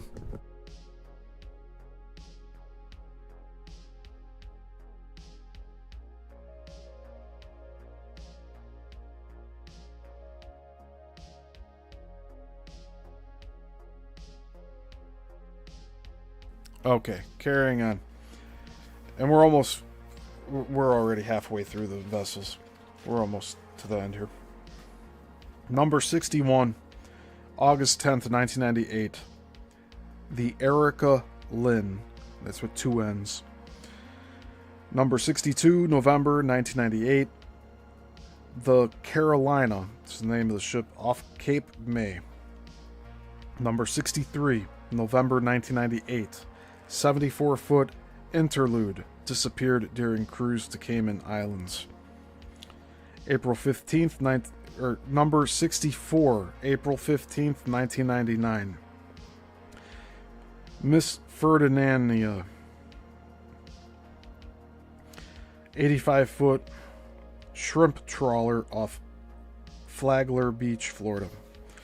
Number 65, April 23rd, 1999. Motor vessel Genesis, 196 gross tons, sailed Port of Spain and cargo of 465 tons of brick, water tanks, and concrete slabs.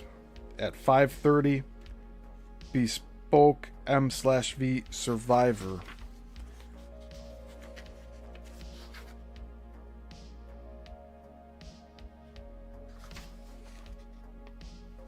That's the name of another vessel here.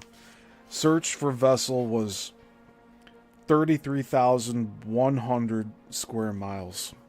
Number 66, August 5th, 1999. 18-foot day cruiser found derelict except for the dog off North Carolina. Number 67, November 15th, 1999. 2 persons in a 22-foot day cruiser between Frying Pan Shoals and Frying Pan Light. Number 68, December 27th, 1999. Allison Selene, found derelict 7 miles northeast of Andros, Bahamas. Number 69, April 2000. 228-foot freighter Gran Rio R disappears off West Indies. Number 70, August 14th, 2000. Fishing vessel Hemingway is found deserted, missing crew and captain. Number 71, June 22nd, 2001. Tropic bird, derelict off Antigua. Number 72, 2001, no month, no date. Sophia, derelict, Sargasso Sea. Number 73, September 23rd, 2002. Freighter Fiona R, missing off West Indies en route to St. Vincent. Number 74, June 18th, 2003. Frank and Romina Leone of West Palm Beach, Florida, vanish with their 16-foot boat off Florida. Number 75, August 3rd, 2003.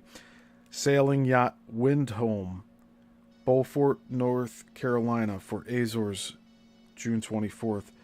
Overdue and reported missing. Number 76, August 25th, 2003.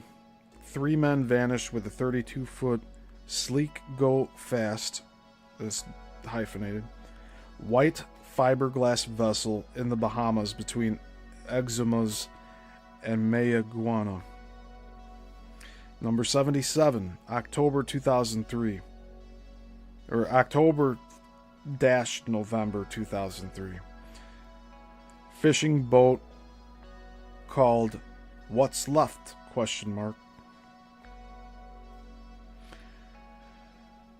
Number 78, November 25th, 2003. Called Peanuts 2 TOO. Deserted south of Bermuda. Number 79, March 23rd, 2004. The missing 19-foot fishing boat owned by Glenn Jameson is found by fishing vessel Chummer about 32 miles west of Egmont Key, Florida. No trace is found of Jamison. Number 80, December 21st, 2004. Fishing Yola is found abandoned off Puerto Rico. Nets deployed and anchored.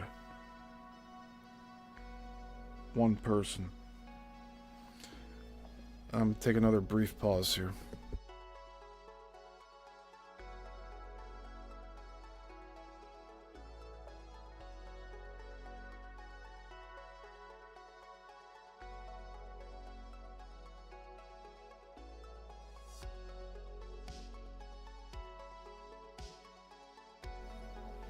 All right.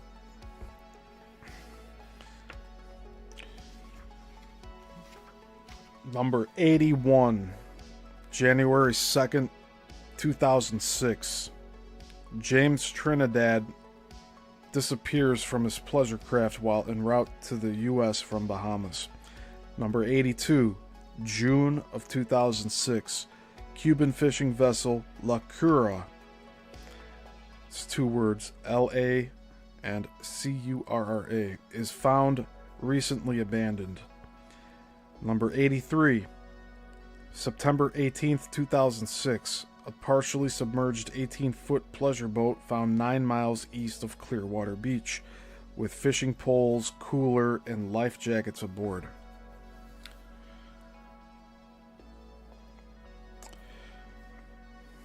Number 84, September 20th, 2007. Lindsay Ford vanishes off 45-foot boat called Extra Labor. Number 85, March 15th, 2007. 25-foot boat derelict 27 miles northeast of St. Augustine. Steve Senecal went day fishing. Number 86, Number 86, October 19th, 2007. Tranquility, a 37-foot vessel, sighted adrift and abandoned 65 miles west of Johns Pass, Florida. Number 87, March 16th, 2008. A 28-foot well craft missing with 3 fishermen between Everglades City and Tampa. Number 88, April 17th, 2008. The 27-foot Don Chepo, it's 2 words, missing en route from St. John's, Virgin Islands for Vieques, Puerto Rico. Number 89, May 24th, 2008. The ship called Holo Kiki, it's 3 words, K-I-K-I. A 36-foot sailboat is found derelict 20 miles north of West End, Grand Bahama. Number 90, June 17th, 2008. Marcos Arguelles disappears from his 22-foot pleasure craft near Soldier Key, Florida. Number 92, March of 2009. 40-foot gaff catch Lily Olala, it's all hyphenated, headed to Bahamas from South Carolina, is reported overdue. Number 93, June 22nd, 2009. Coast Guard suspends search for 3 missing fishermen off Pinones, Puerto Rico. They had departed in a 22-foot beige Grady white fishing boat. Number 94, August 17th, 2009. The 22-foot boat of Mark Portis is found abandoned on the north end of Anclote Key. Number 95, September 20th, 2009.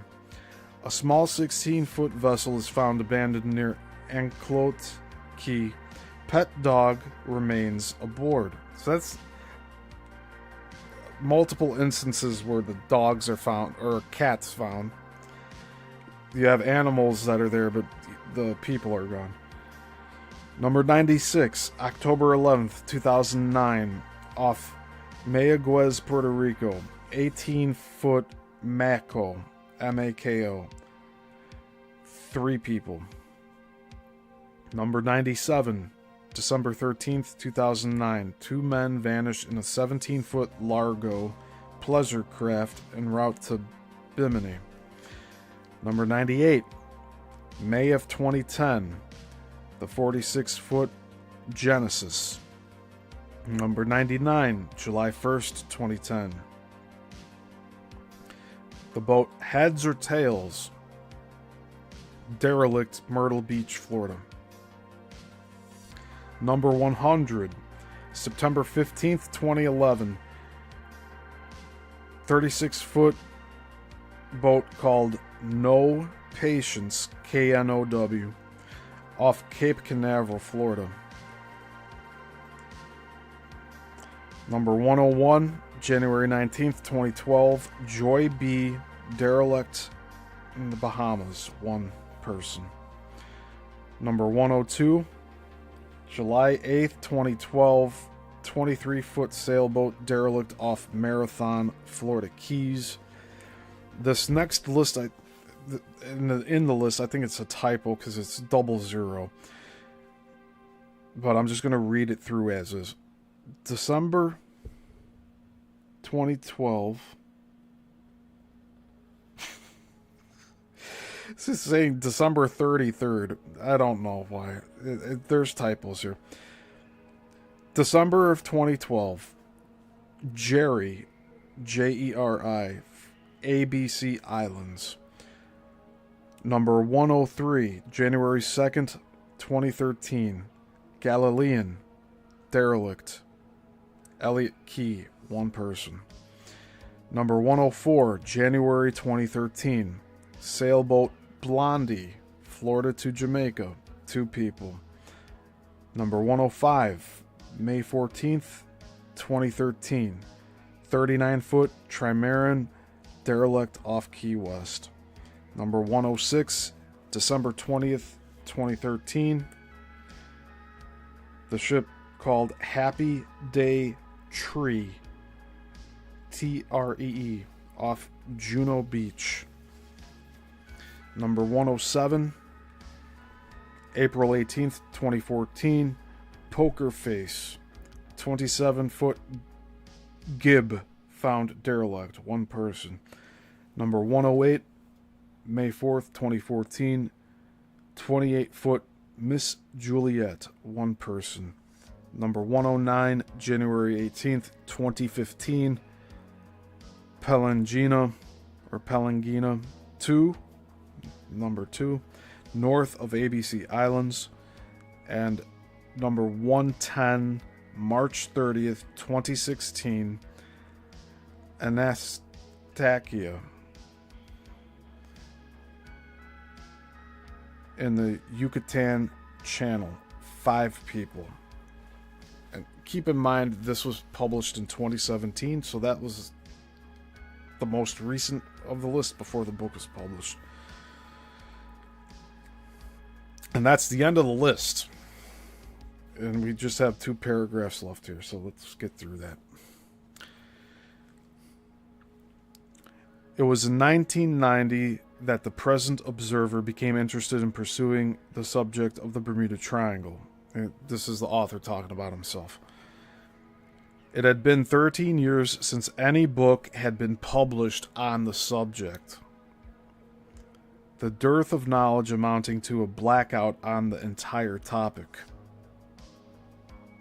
Any mention of the triangle was a recital of old and classic cases, and these usually went hand in hand with the statement that the triangle was an urban myth and the product of poor or sensational reporting. Yet if there was any basis of truth to the subject, and therefore any relevance for the many theories put forward to try and explain what seemed like inexplicable mysteries, the disappearances should still be continuing, their circumstances still drawing our attention to intriguing, albeit frustrating, clues. The result of my interest lies above. Dozens upon dozens vanished in the 1980s and 1990s. Disappearances had not abated in those silent years. Indeed, they had increased. Bizarre circumstances were far better documented, but left silently in storage boxes. It is now 13 years after the first publication of those incidents from Into the Bermuda Triangle from 2003. Disappearances have continued in the last 13 years. Some provide surprising themes, while at the same time others present some peculiar patterns that don't fit with the consistency of the previous decades. So here we have the photographs, and then that'll be it for today. First photograph, a TBM Avenger bearing Fort Lauderdale NAS's markings, and this is from NARA.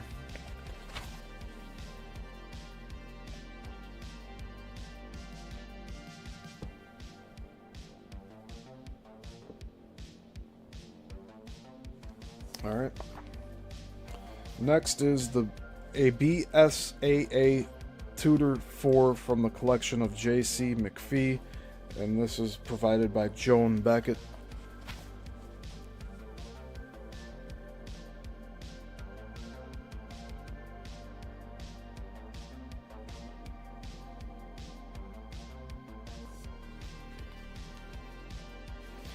Next, the DC-3 is one of the most reliable aircraft ever built. NC-16002 vanished in 1948. N-407D below vanished in 1978. And these photos are provided by Alexander Arvane. So these are two planes that vanished 30 years apart. So this one from 48.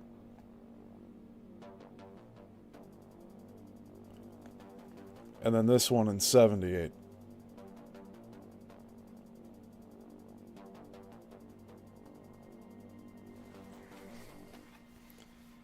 Next, we have the crew of Sky Shield 2's Pogo 22, a large B-52 which vanished without trace.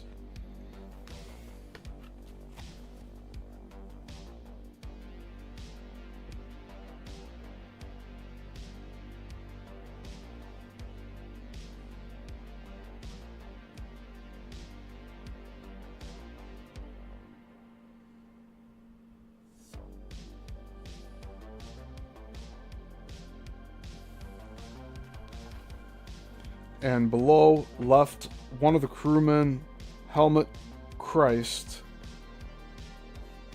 Helmut, and in parentheses it says Karl Christ, so Karl. And then to the right is Steve Hannison Sr., whose disappearance in 1980 did not appear in the records.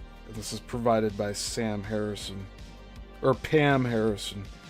So I assume that's his widow, but we don't know if they're still... We're under the assumption here that they went missing, but they're not dead. And that includes these guys too.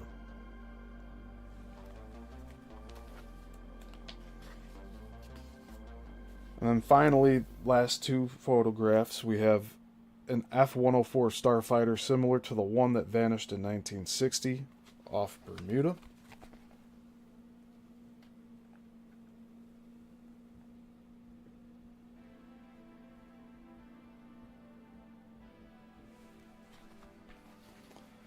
And below, the Marine Sulphur Queen, and this is provided by NARA. So both of these are provided by NARA. Which I think this photograph was in the previous book as well. And that's all chapter 4. We have now completed chapter 4. We are almost halfway through the book. For next week, we'll be reading chapter 5, A Triangle of Today.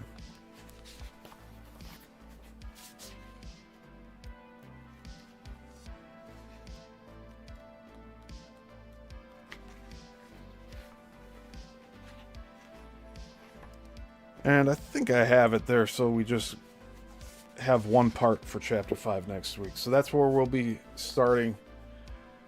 And this is just an idea of how far we've gotten through this book. So we're about halfway through.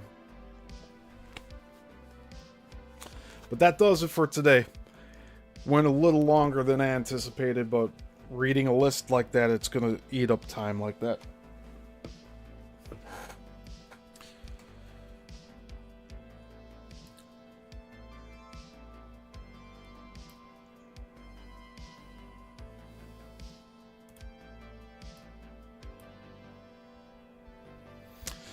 So again, thank you all for being here, and those of you watching now and after the fact, please make sure to like the video below, and you have any comments you want to leave, if you have any thoughts to share, leave them below, and let's get a conversation going. Because, I'm here for all this. I'm taking this to the extreme, reading off these lists. But that was showing the immensity of this phenomenon, all within the same area. So that's going to do it for today.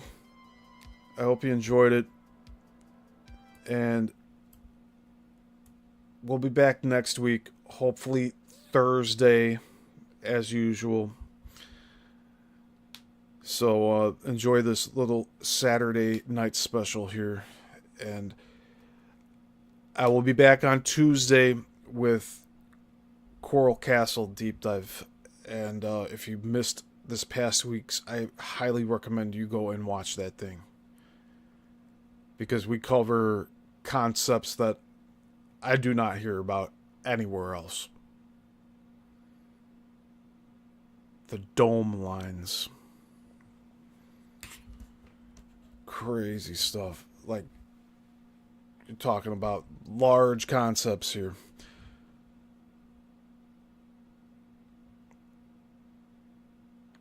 But anyways, take care. And until the next one, class dismissed.